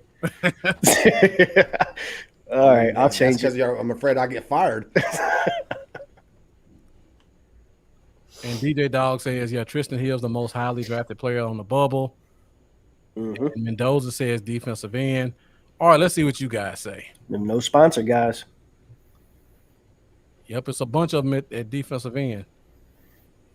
And nobody chose that position. All right, so I see me and Lumbo have the same one. Charlie, let's get you to talk about your favorite position, linebacker. Talk about those off the ball guys. That's my second favorite position behind running backs. I just think we don't even know who the starters. Some people think they know who's going to be the starters. Yeah. So I think there's a lot of competition on who's going to play the weak, who's going to play the middle, how much, with our nickel, which is where we're going to run 65, 70% of the time. Right. Who's going to be the weak, who's going to be the middle. And I think there's a lot of competition on not just backups, who's going to start. I mean, who's going to – that's probably even though I'm not a high on off-the-ball linebackers, yeah, it's probably my favorite position group to watch on Hard Knocks. I'm interested to see how that linebacker room ends up turning out. Right. Because I'm hoping Jalen loses a competition, but, with the brand and, and all that, he has Jerry backing him. So right.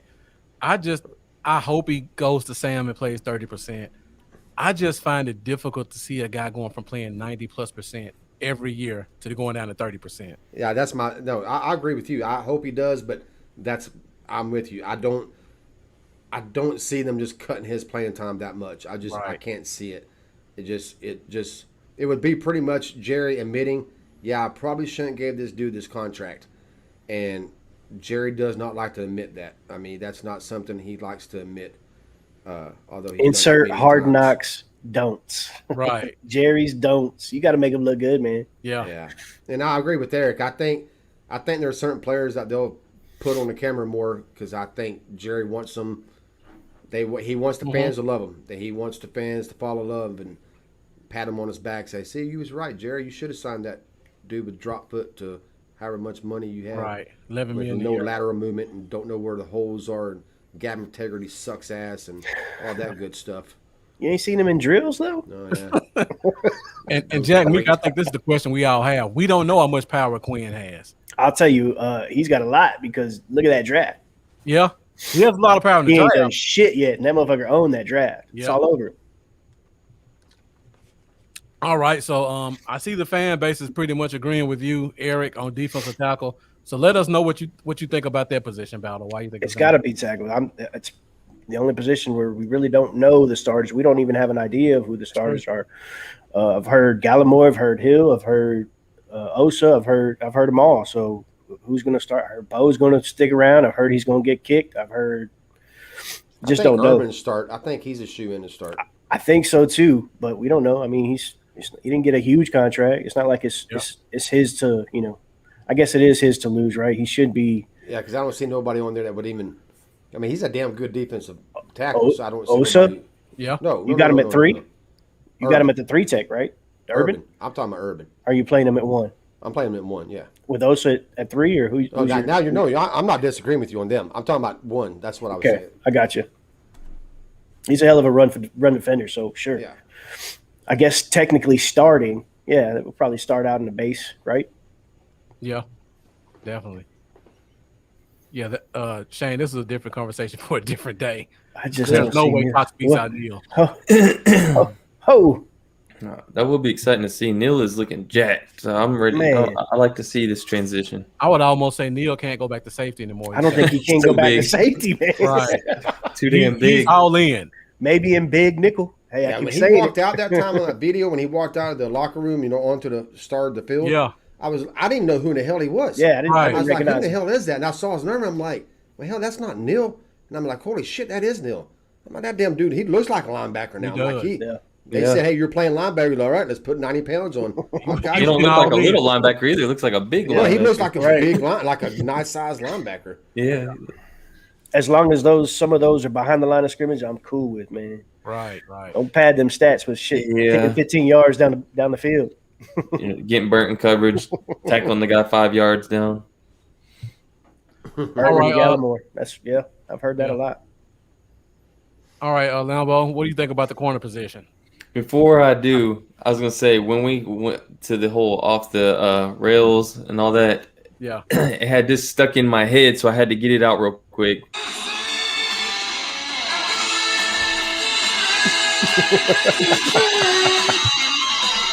All right, now I can move on. That's been stuck in my head the entire time. I couldn't even Let's focus on the go. question.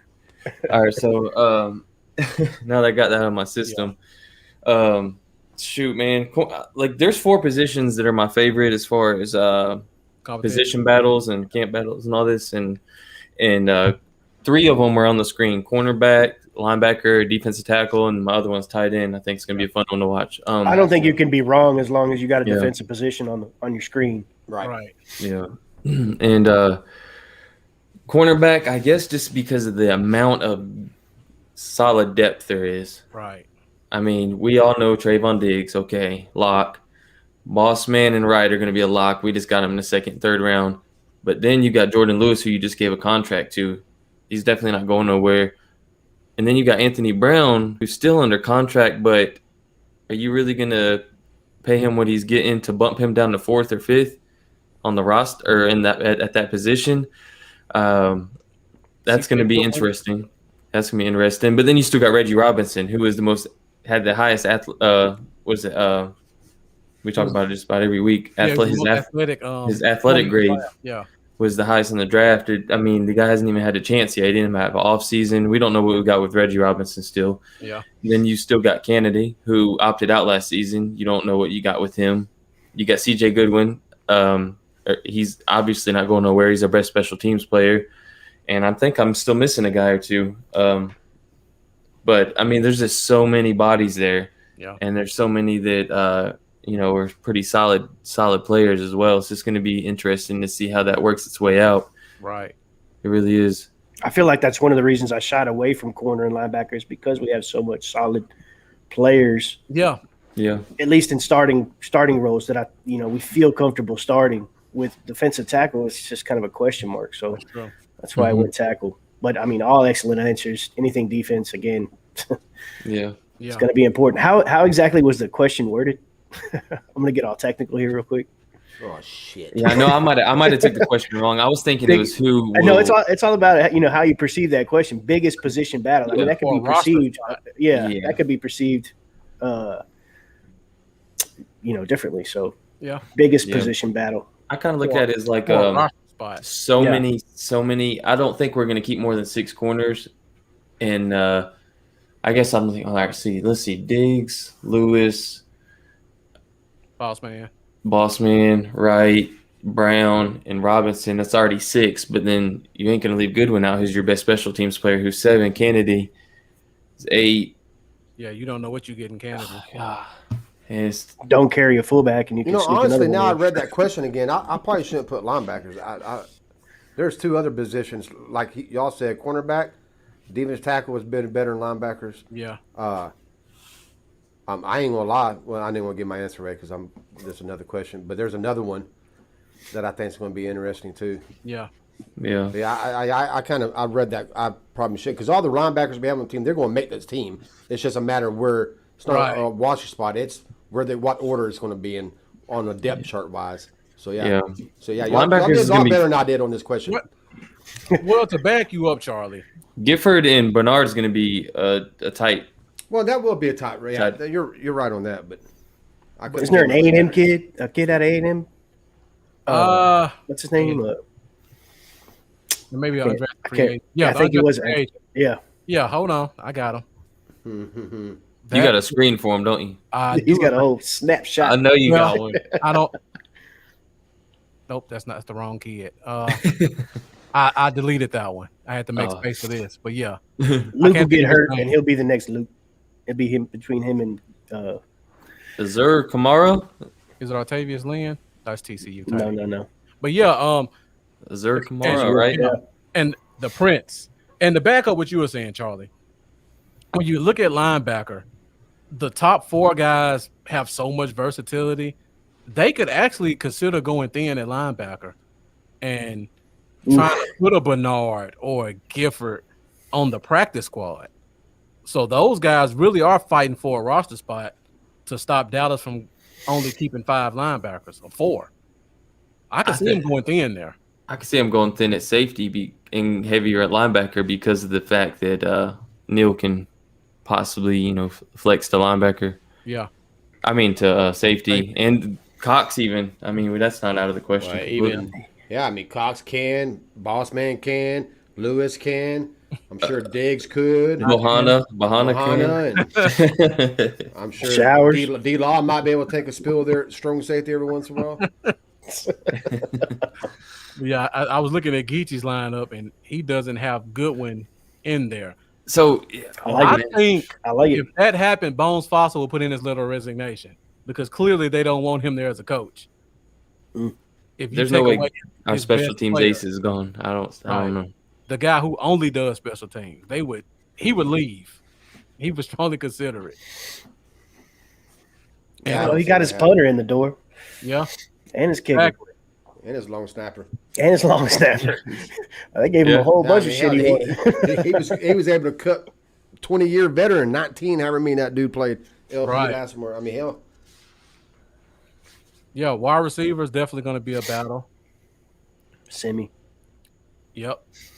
I mean, we talked about this before. Once you go past the 3rd wide receiver, there's no guarantees. Rolling. None of those guys have produced enough to say his spot is a lock. I know people like Cedric Wilson. The dude has 7 career punt returns and 15 and 20 career catches. Right. That doesn't guarantee you much in the NFL. I feel more comfortable saying that Wilson, Brown, and Simi will fill out that last 3 if we go 6 at wide receiver. What if they go 5? Ooh. Oh, why? If they Why? go five, if they went five, I think Wilson could possibly be odd man out. Honestly, That would be interesting. but I hope they don't do that. Especially if you look at all these big guys they got at undrafted free agency and they can put 2 or 3 of them on the practice squad. the only reason I can see them going five is because I feel like if you look at some of the guys that'll be in that 4 and 5 spot, I feel like there's close to equal talent that'll still be able to be on the practice squad that they could pull up anytime if needed. And plus, we got these 2 So- athletic tight ends now, so we could run more 21 personnel Yeah. instead of running 11. No fullback, no third string quarterback. There's 2 spots. Exactly. I'm right there with you. I'm right there with you, Eric. So if they get to a situation where they're really trying to go deep at another position, I mean, you never know. And Jack Meeker asked a great question. Rondell Carter, one of my guys. I think he has a shot. I think he's right in line with all those other guys. We could have easily put defensive end right here. Mendoza brought up Azul Kamara, another guy nobody really talks about. So, like, I think one of you guys said it before. If you put a defensive position up there, there's really not a wrong answer. No, there's not a wrong answer. Yeah. Yeah, Eric said that. He never says that on our show. It's always a wrong fucking answer as far as he's concerned. Come on, man. He knows I love him. Y'all see our shit behind the scenes. It gets even worse than this.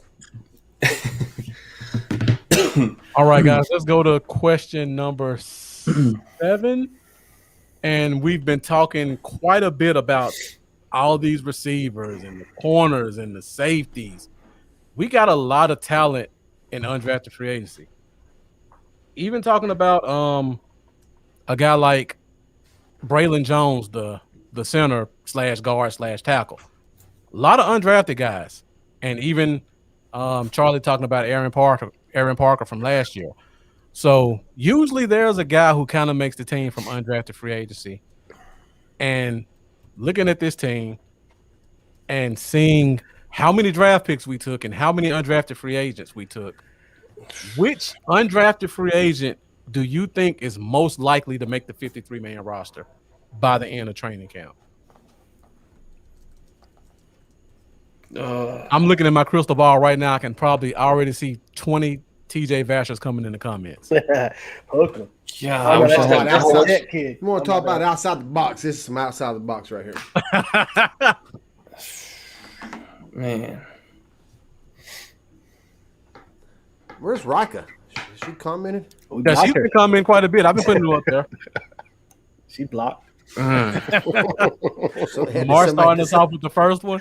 Did somebody mute her? Yeah. She knows I love it. She's cool. She helps Man. us a lot. I'm at a coin flip on this one. I got 2 guys I really like. Yeah. It's not pet cat. It's who do you think is most likely? I'm trying to remember how to spell dude's name. Oh, my pet cat isn't an undrafted free agent. Me neither.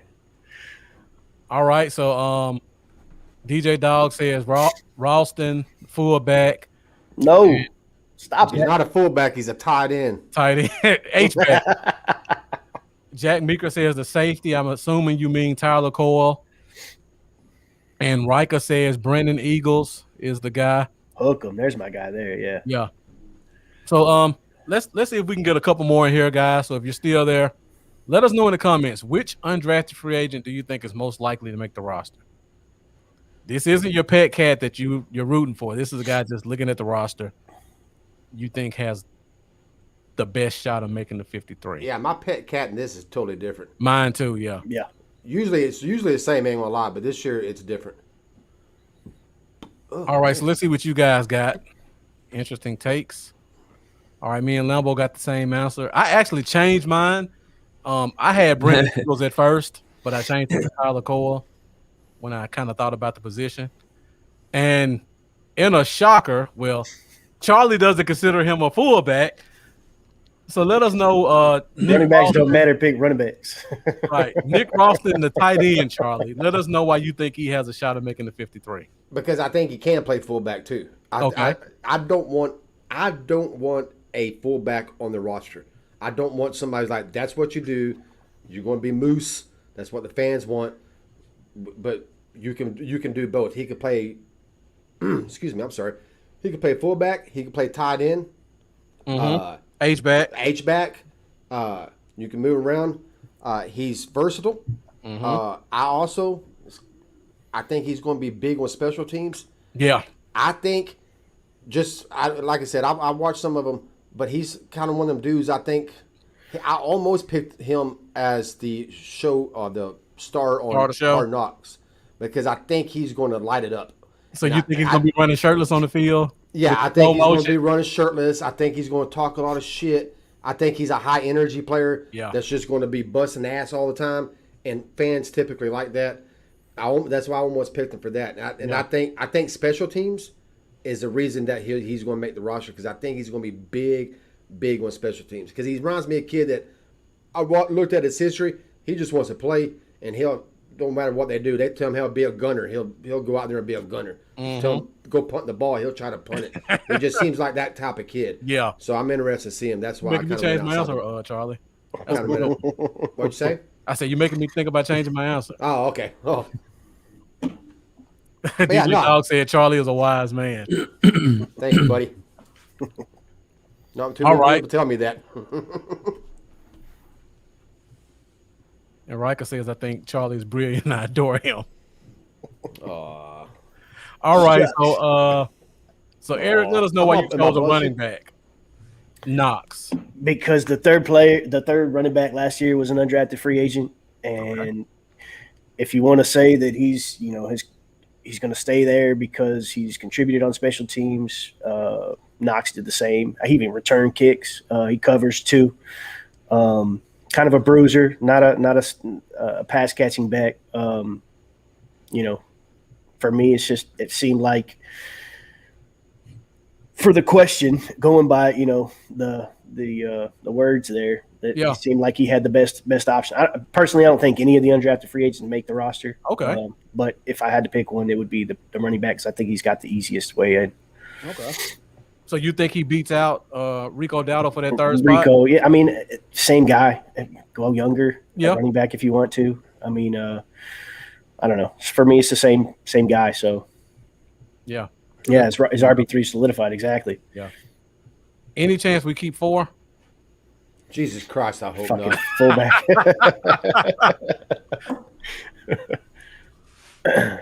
DJ Dog says Ross will be pulling the Cowboys bus before Hard Knocks is over. For real. Yeah, I noticed. That's why I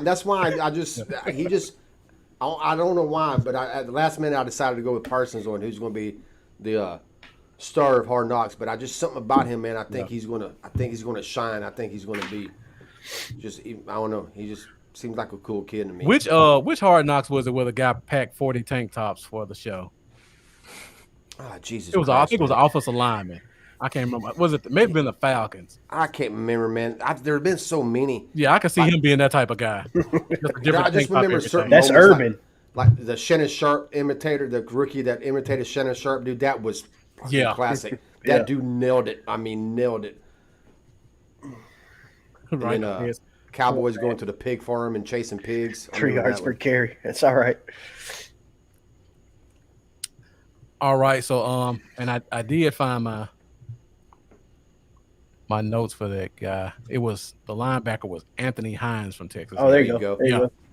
I knew I had him in there somewhere. All right, so been looking for that shit ever since you said that. He's like, I know I have it. I know I have it somewhere. Yeah. That was at the 30-minute mark. What are you doing, man? All right, now, but we both got the same answer. So let us know, Tyler Cole. First, you consider him a linebacker or a safety? I'm still leaning towards safety. Okay, me too. About 6 foot, 209, 210 ish. Good acceleration, great athlete.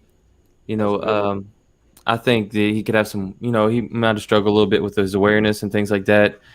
But that's teachable, I believe. Getting off blocks he could work on, which is I think he'd be a better safety and linebacker. But he's a good athlete. We're weak at the position, as far as depth goes. Yeah. So I mean, it's a good spot for someone like him to come in and show something, make a few plays here and there, and find his way on the field. I mean, we're not far removed from 2019 where he led UConn in tackles and had 11 passes defense, and so Just the depth we really got at safety, I hate. So I feel like he's a good candidate to possibly sneak in there. Right. Yeah, I'm with you. I was leaning really hard towards Brandon Eagles. Yeah. Just because of height, weight, speed, special teams ability. They've been talking about special teams with him since minicamp. And when you talk about a guy in special teams at that position, that means you have a pretty good shot. But then I look at the safety position and I look at Tyler Gore. Kind of reminds me a little bit of a Darian Thompson. I think somebody mentioned it earlier. You want to get younger and cheaper. This is their chance. Kids kind of raw in terms of awareness, like Lambo talked about. But the athleticism is there. And he can tackle because he did it quite a bit at UConn. And then special teams ability as well. Anytime you get a safety that's athletic, you can always throw them out there at a couple spots. Let them run around and get dirty. And I think he has a good shot if we keep 5 safeties. I can see him getting that fifth safety spot.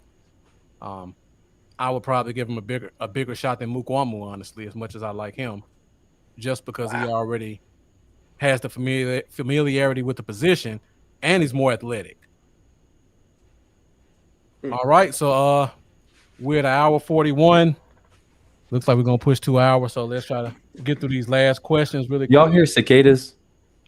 I do. I hear cicadas. I thought it was me at first because I got a bunch of woods right here, and I was like, hold on. And I listened, and I was like, oh, it ain't me.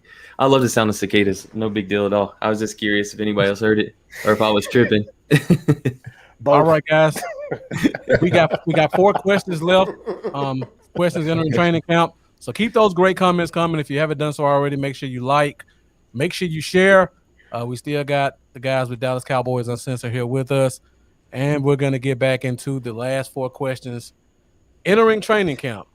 Question number 7 is one that's my favorite. I rant about this every week, and people jump down my throat about it. That's not question number 7. I mean, question number 8. Sorry. The player I expect to take a major step from last year during camp is who?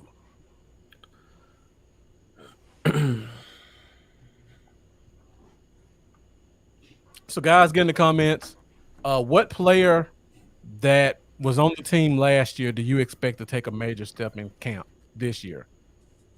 As you guys know, we had a lot of free agents, undrafted free agents, a lot of rookie draft picks from last year that didn't get a training camp. Exactly.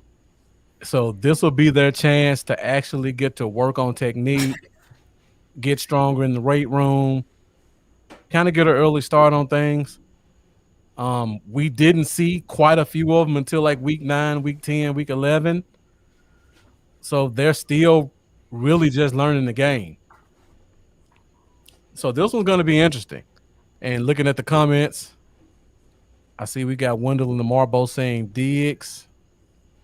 DJ Dog says Gallimore, who we didn't see until week 9. Rika says Terrence Steele. And if he does not hunt him down to beat the crap out of him. Brian says the guy who was a top 5. And Brian, I don't know if I missed it. Thank you for joining. I always appreciate you tuning in. Beard gang.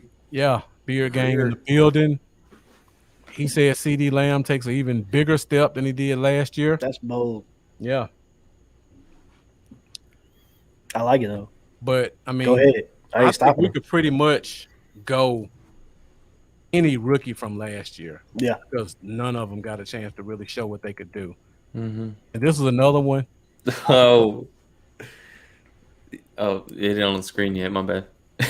This is another one I could really go with 2 guys. I see Jeff put Jack Meeker put Biotish. Jeff put Jordan Lewis. I could really go 2 guys here, but I'm going to stick with the guy that I like the most. Yeah, I have 2 guys too. And we can go through the 2 guys as well, because I'm sure we all have 2. Wow. All right, me and Lambo got the same answer again. We've been doing that for like 2 years now. That was so cute. God, I hope me and Eric ain't never like that. No, married couple, man. Yeah, I'll go first on this one. Reggie Robinson, They moved him to safety last year, pretty much Yeah. lost the whole year. Height, weight, speed, even over Diggs, there's probably not a better corner on this team, height, weight, speed. Athletic wise, yeah. I mean, you go back and watch his college tape, played cover 3, and he played it well. And they moved him back to corner for a reason. I feel like he's going to get a chance to really show himself. Lambo, you got anything to add other than what I said about Robinson? No, I feel like you hit the nail on the head. He's just, I mean, we were talking about, I don't know if everybody remembers the kind of stuff that was coming out from scouts and things like that after we made the Reggie Robinson pick, was pretty much talking like it was one of the steals of the draft. I mean, it was even being said by some of the scouts coming on NFL Network at one point. They was talking about Reggie Robinson being one of their favorite picks in the mid rounds, and Broadus talked about it quite a bit. Broadus talked about it, yeah, and he was the most athletic cornerback in the entire draft. Everybody felt like we got a steal. Then, as we didn't have a off season and none of that, and people didn't see him on the field, his name kind of just slowly dwindled away among the fan base. But I'm still waiting to see that guy that we drafted. I feel like we just drafted him this draft, like, because we really ain't got to see him yet. So I'm still in that kind of area of fandom for the guy, wanting to feeling like he can come out here, compete, and do really well. And I'm excited to see it. Hopefully he gets a fair shot finally, and they don't try to move his ass back to safety. I know. That's all I know. But yeah, I mean, he needs an off season. He really does. So I feel like he'll benefit from it greatly. Yeah. And I was trying to go back and find one of Geechee's old comments about the cornerback position, because I think he had Robinson in and Goodwin out. I went through this on my special team show. I talked about how there's a major position on every special teams, and by the end of the year, Robinson was playing that position. So if a guy like Goodwin was out, that would tell me that they anticipate Robinson being our special teams ace. Other than that, I think we probably keep them both. All right. I know what comment you're talking about now. Yeah. Yeah. All right. Eric, let us know about Diggs. Why you think he's going to take a major step? Yeah, I think Reggie's a great answer for this question. But for me, I just don't know that he's going to get that opportunity. So for me, Diggs with a camp, full camp, and then kind of thrown into the fire. He played well for a rookie with no camp. I mean, he did okay. It wasn't the best season he could have had. With a camp, it could have been greater. But to take that leap, that next step, becoming maybe a top tier corner in the league against our 3-headed monster on the other side in a full camp, I think he has the capability of taking the biggest step there, in my opinion. Yeah, and being pretty much our de facto cornerback 1, he's gonna get all the work he wants from 3 of probably the top 35, 40 wide receivers in the game. Exactly. Yeah. And he had 3 picks, I think it was last year, man. The guy could have had 6 or 7. Mm-hmm. He easily could have had 6 or 7. He had a few he just dropped, man. And super talented dude. All right, Charlie, let us know about Tyler Badass. Why you think he takes that major? Tyler Badass. Because I can't spell, so I had to just. Nobody could spell Badass right. I just call him Tyler B.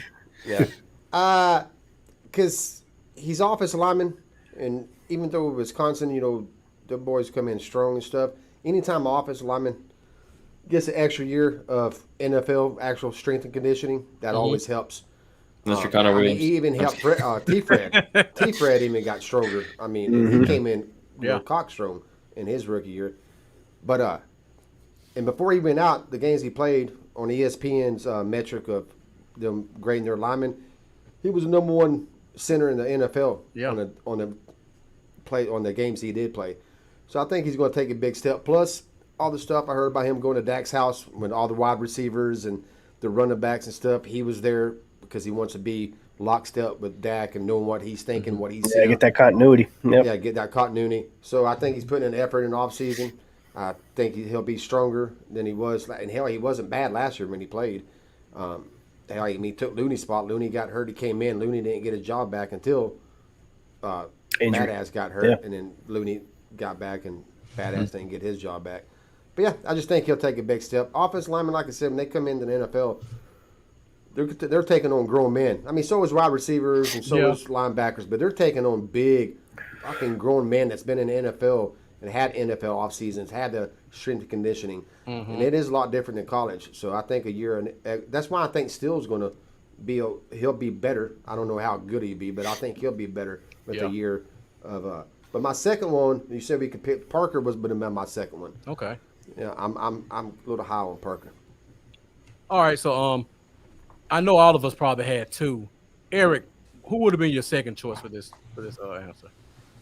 Oh no.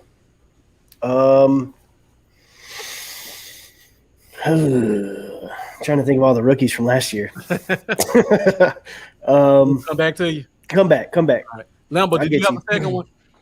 You know, I'm gonna say one that's not very popular among everybody, and is not a rookie either, or wasn't a rookie last year either. I'm gonna say Tristan Hill. Just because he didn't have the offseason last year, but he still came in and showed a bunch of flashes and made me go from hating the guy to being like, whoa, hold on, is this Tristan Hill in the field? Yeah. And that was without the offseason. And then he got hurt, and I was like, damn, he left me wanting more.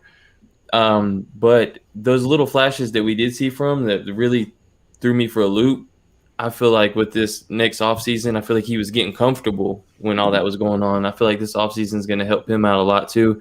He sees all the defensive tackles battling for a spot. That always brings out, more of a competitive nature in everybody as well. I feel like he's a guy that is going to come in and, play real hard. And so he'd be another guy for me. Yeah. Yeah, definitely. You got yours, Eric? Or you want me to go? Keep going. All right.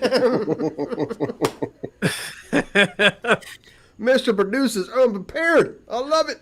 I was prepared. This is that spur of the moment stuff. Yeah. It's not I can't freestyle, man. I can spit was written all day. I was really leaning towards going with Bradley and I right here. Yeah. Again, it's gonna be hard for him to make the team. A nice good. But he has the traits, the pass rushing traits. And one of his biggest problems coming out was really just strength. He had great technique. He has great pass rushing moves. He won a lot with that in college. His athleticism was a little off, and his strength was a little off. And now he had a full off season to work on that. And he gets a chance to show it against other talent. So I think if we get him in some preseason games, he's going to kind of rise a little bit in terms of his rating with the team. Yeah, preseason games are going to be big, man. I think fans forgot how big they were because we didn't have them last year. That's big for players, man, to get them showcase them shit like that. Because you can look at two players going back and forth every day in practice, and those guys will do what my coach used to call brother-in-law a little bit. Yeah. Hey, man, I'm a little bit tired. Just go easy. Don't go hard every day. Right. Don't make me look stupid. Give me this play off real quick. Exactly. Another one. Stay off the damn ground too. Another one that Donovan Wilson wouldn't be a bad one for another one either. Yeah. That's a good one too. And making the switch to number 6, I feel like he's gonna have a little swag out there. He's gonna have a little extra swag getting his college number back. Number 6 is gonna look good on him. Give me Gallimore. He could benefit from a full camp. Yeah, he definitely came on pretty strong, and I think with the full camp, he could be that dude. So, give me that. Yeah, one of the things that hurt Gallimore in college, people who don't watch Oklahoma, they changed defensive coordinators. I think every year he was there. So one year they played a 3-3-5, then they played a 3-4, and then they played a little bit of a 5-2, and then they went to a 4-3. So he was playing nose tech, tech, 5 tech. He played everywhere. Mm-hmm. And it wasn't until he got into that 4 tech his senior year or his junior year where he really started to show what he could do. So I'm hoping just getting that year of consistency, actually getting to work with the playbook and talk with coaches, that he really steps up. And DJ Doc, this is one of my fears with him. His traits aren't in line with what Quinn prefers. Exactly. Yeah. I brought that up earlier. Yeah, I say this every week. It's that game of one of these things is not like the other. Every defensive end we got is 6'5" with 34-inch arms, and Bradley Anae is 6'2" with 31-inch arms. He has to ball out to separate himself from that other group. And if you want to go watch good tape on Anae, just watch his highlight film because that's what he is. He's a highlight player. He makes amazing plays, but it's not consistent, and he's not physical enough to play at this level, in my opinion. Yep. And I forgot about this, DJ Dog. Thank you for pointing out. They do like to have their guys in their frog stance. And that was one of the flags they had on Gallimore coming out, is the way he came out of his stance. But that's what Oklahoma does. Horrible. There's a reason they change that dude every year. Exactly. All right, guys, we're down to the last two questions, and I'm gonna like this one. So if you guys are still there, stick with us. Keep bringing those comments. Let us know what you think. Question number 9. My surprise training camp cut is. Oh, If you guys watch the show, you pretty You're much gonna know know what I'm that- gonna say. I already know this one. When I read that surprised question that you gave us, I saw pet cat, not That's- cut. That's question 10. Oh, that's the next one. Okay. Yeah. Surprise cut. So guys, let us know what you think in the comments. Who's the surprise cut? Jack Meeker says Anthony Mendoza's Brown. was my second option, Mendoza says which I mentioned him earlier, Cedric Wilson. Yeah. I wouldn't think that would be a surprise, honestly. Yeah. Wouldn't me. Jeff says Tristan Hill. That's a good one. Wendell says Semi. Ooh, don't say Semi. That's a great answer, though. Yeah, that would surprise the shit out of me. Oh, come on, Jeff. Get off my guy, Tristan Hill. That wouldn't surprise me, though.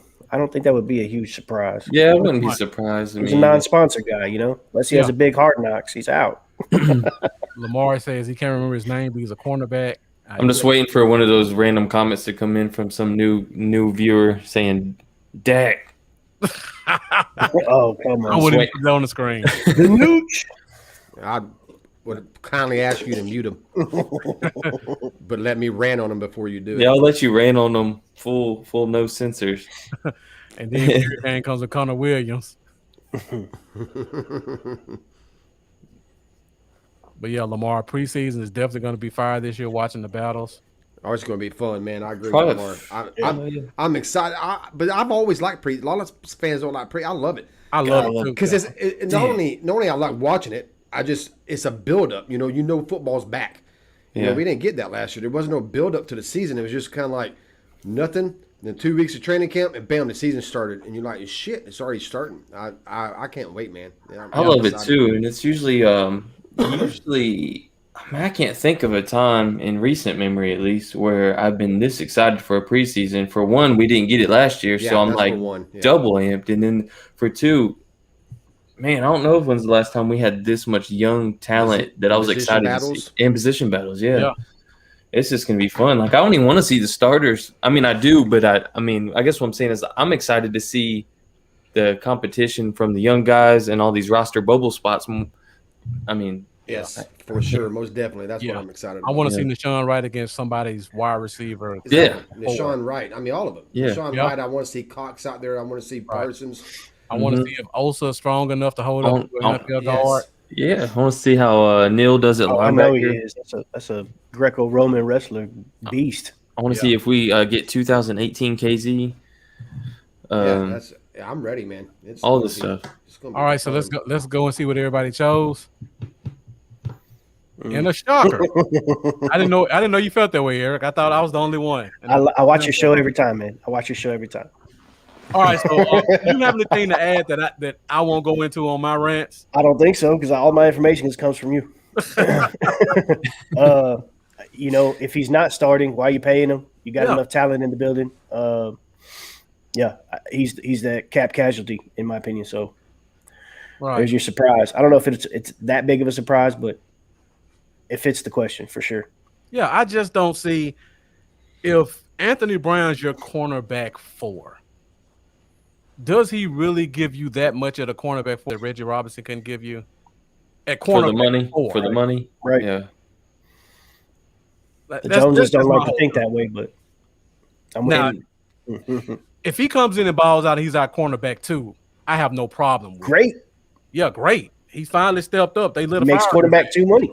Right, exactly. But you just drafted 2 guys in the top 3 rounds at that position. Yeah. They 2 And if guys, they yeah. can play very similar to him and throughout camp and preseason, and you're talking money as well on top of it it's definitely has all the ingredients for a surprise cut. Right. Mhm. If Boss Man Fashion 2 or whoever, he's not a nickel. He's not physical enough to tackle, and his feet aren't good enough to play horizontally. So he's either a 2 or a 4 in my opinion. And if Definitely he's 2 and 4, 4. Yeah. I can't justify giving him $5 million or $5 million cap hit. He's got to start on the outside to get this money. He has to. And I don't fall for all that. He's a veteran leader. I heard that about Tyrone Crawford. Well, and come on now.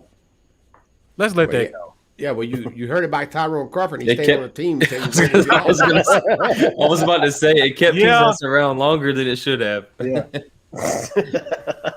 Way longer. I guess Anthony Brown is my Tyrone Crawford. these days. Yeah. He might be. And I hope he's not your Tyrone Crawford because I was sick of us having to bring it up every episode last Every year. episode we talked about Tyrone Crawford. Year 1 was great. Year 2 sucked. And then since then, it's just been kind of back and forth with him and J. Lou, right? There's no separation there. Mm-hmm. You get some good play, you get some bad play, you get some inconsistency for sure. Yeah. And Rika, I must have overlooked this one. She says her surprise cut is Donovan Wilson. That would be Oh, I'd no. be surprised. Yeah. That would be a surprise, though, but I would be pissed. That's I'm like a Donovan Dak. Wilson fan.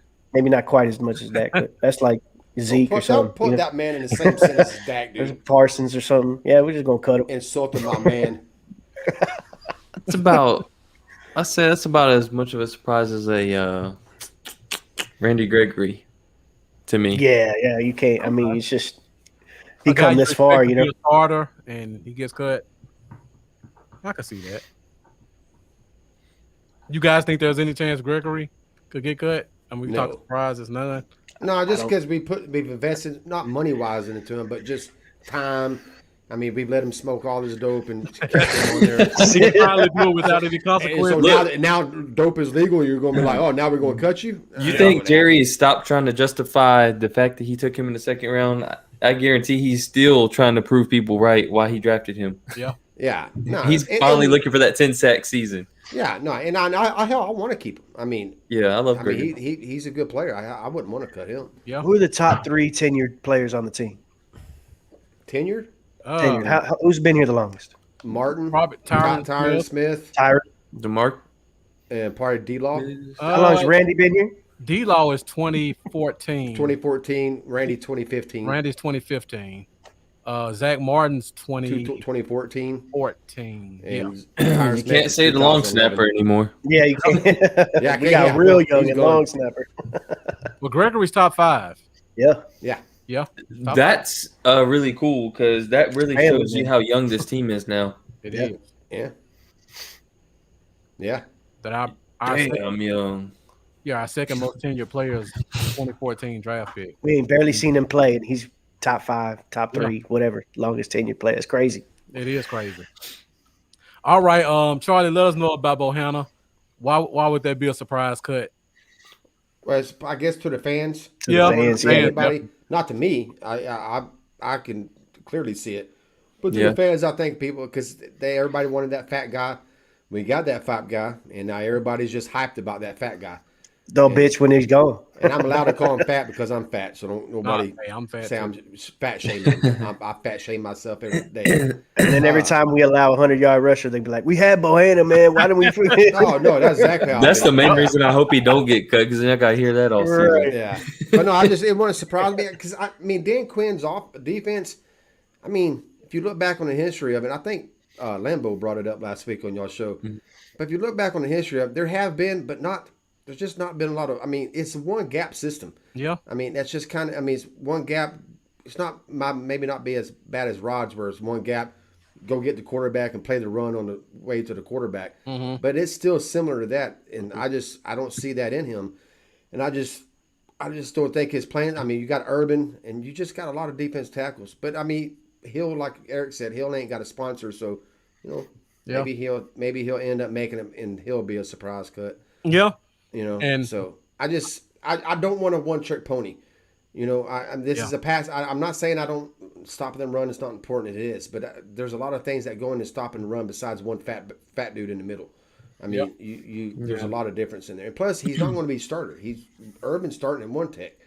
So he's not even a starter. So even then, his snaps is going to be low.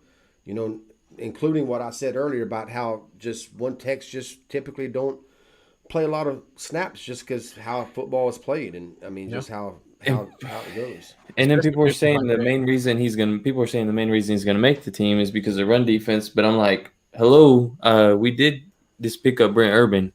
I mean, the guy was second, I believe, in run grade. Yeah. Well, sometimes PFF run grade. So, I mean, people forget run defense.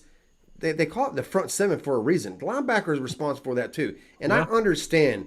I get the fat dude keeping guys off the linebackers. I get that. Yeah.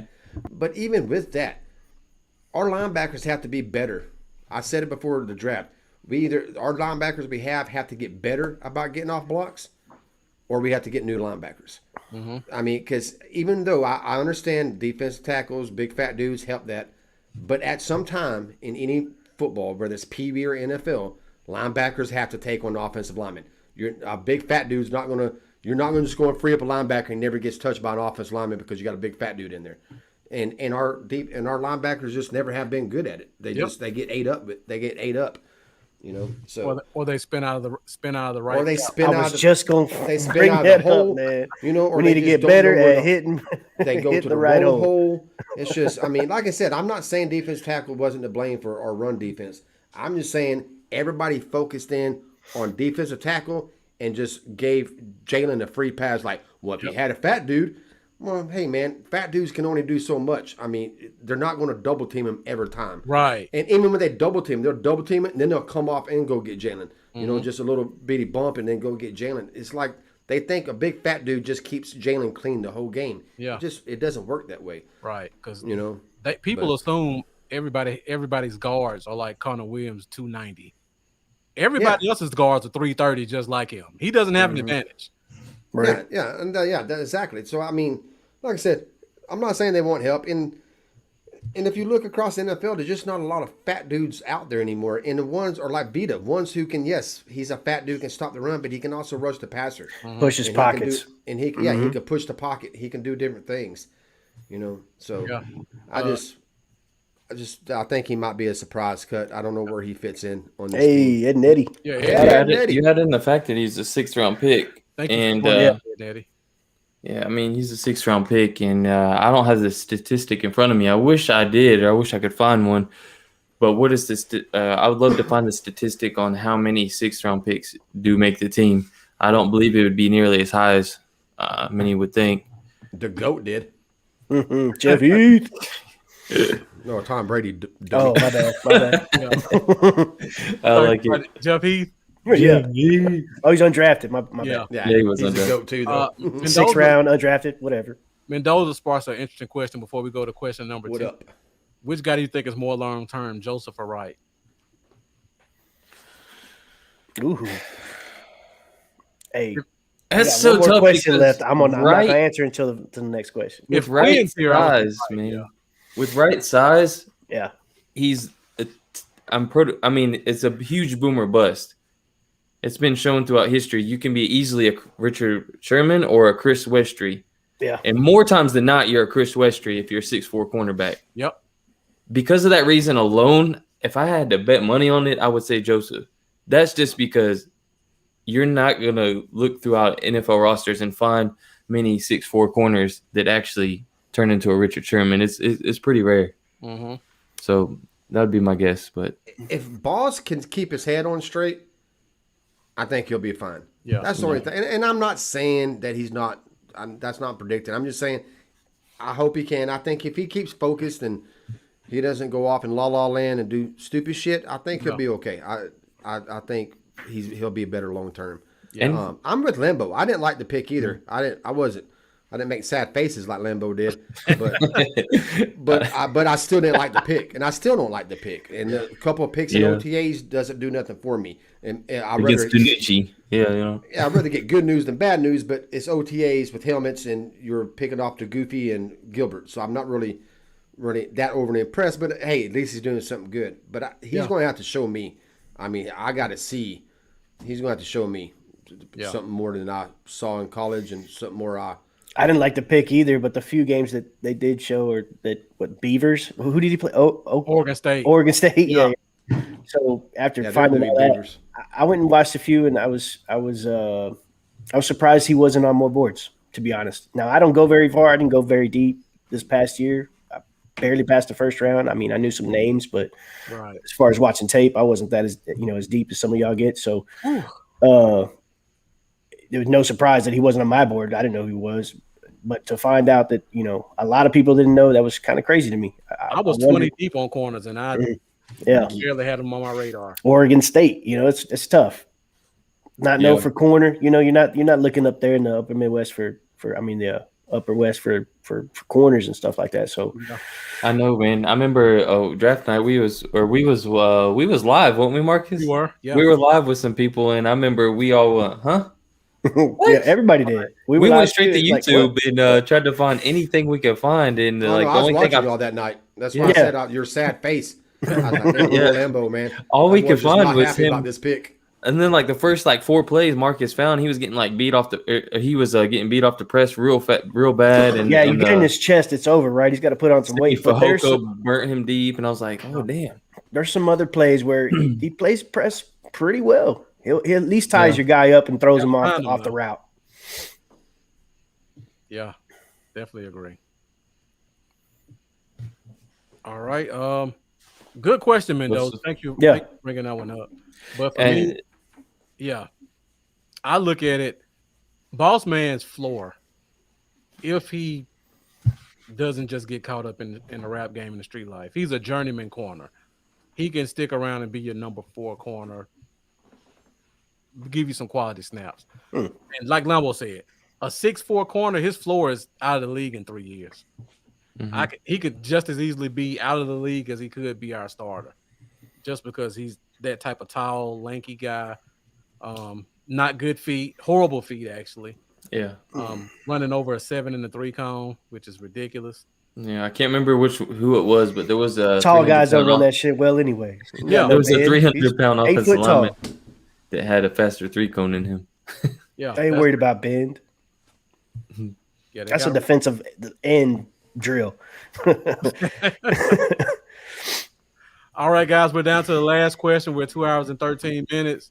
I see the views have been pretty steady tonight, so everybody who's here with us, thank you for rocking with us the entire time. Thank you guys for all these great comments. We asked one more comment from you guys, and that is question number 10 of the night. And that question is, who is your pet cat for training camp?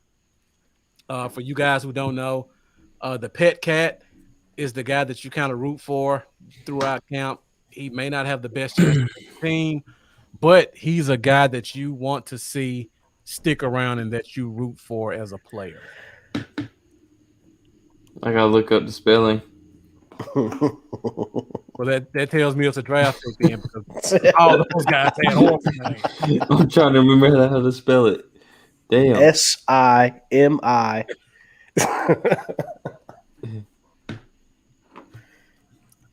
So, guys, before we go, get in the comments. Let us know what you think. Wendell coming in. Wendell's been coming in first quite a bit on these comments. Yo, Wendell been hitting all of my picks, man. He has. I noticed that.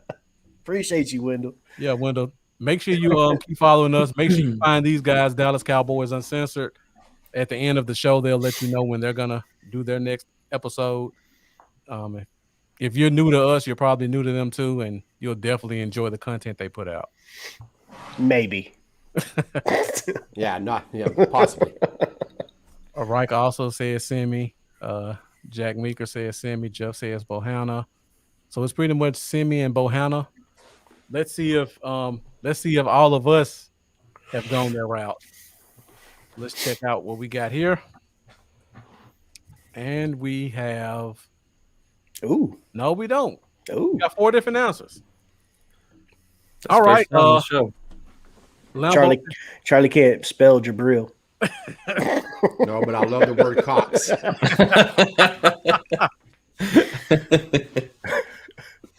Oh man. all right. Mendoza says Mukwamo. Cop out. He said Low hanging fruit. Right, yeah. Lamar. I was looking for somebody to say Vasher. I've been waiting for that one all night for one of these. So Lamar. That one catch, right? Everybody wants to see that again. Oh yeah. Skyscraper looking. DJ Dog, one of my favorites, Brandon Smith. Very funny Mendoza. wide receiver. Ed and Eddie. I feel like we're gonna see a lot of this during training. No. So yeah, Rika, thank you. We definitely got to get you on the show at some point as well. I know you. Yeah, she's a great get. She's Yeah. great on camera. She kills it. I know she goes between you guys and Star Game quite a bit, and then she writes her own content. So hopefully we can squeeze her in at some point before the season starts, or even during the season. Mendoza. Yeah. Let's go. All right, I was this close to picking Simi. This close. I've been pretty excited about the Simi Fehoko pick, but Yeah, she'll be with us during the season. Okay. Lambo, we'll start with you. Since you found the correct spelling, let us know why Mukwamo was your pet cat. man, outside of him being, he was opposite of J.C. Horn.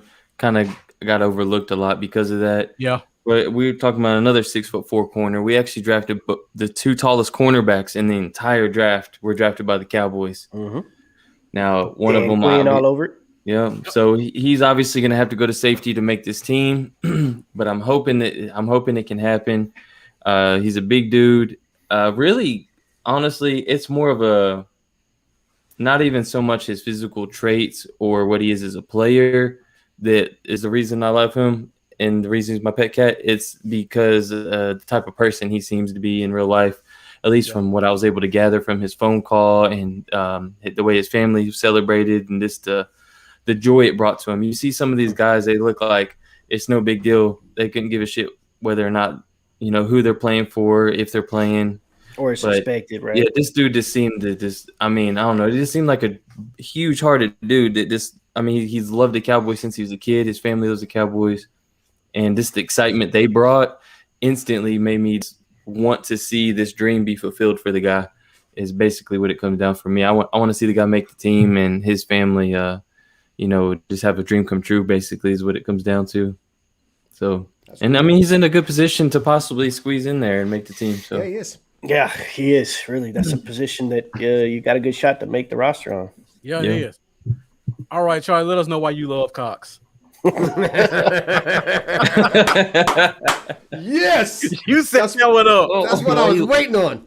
No, it kind of goes against the grain of like usually it's fringe players. Like, is he going to make Cox going to make the team? Yeah. But a lot of people, even Mosier last week, said he only thought he'll get 10% of the snaps. I don't see it. I think he'll get more than that. I'm looking at least 20. I'm looking to push 25, 30% of the snaps. And he was my favorite draft pick out of the whole draft. That was the only one I gave an A to. Uh-huh. Not that the other ones was bad. Just that was my A. We got him in the 4th round. I thought that was a steal. So, Definitely. but yeah, that's like I said. He's definitely going to make the team. He's not like Simi according to Eric, Simi's going to take Gallup's spot here in about 6 games into the season. That's not what I said. Stop it. But anyways, yeah. So it kind of goes against the grain, but I think he's going to get more playing time than what people think he's going to get. That's my opinion. To me, I think he's probably going to be our best coverage linebacker right off the bat. And Absolutely. so, and this is a passing league. Yeah. And I don't see why you're going to keep your best coverage linebacker off the field and only put him on the field for 10% of the Big time. nickel. Yeah. I do know he has a lot to learn, and he's raw in a lot of places. But when it's 3rd and 10, you ain't got to be raw. It don't matter. Just what you got to do. Just go out there and do it. Yeah. So that's what I'm open on. So My damn camera keeps moving we may the whole see a show. lot of Cox. I see a lot of Cox all the time, dude. Stop. My life is full of Cox, dude. Damn, I got to plug my computer in. 220 mark. Come on. All right, Eric, let us know about Sammy. Why is he your pet cat?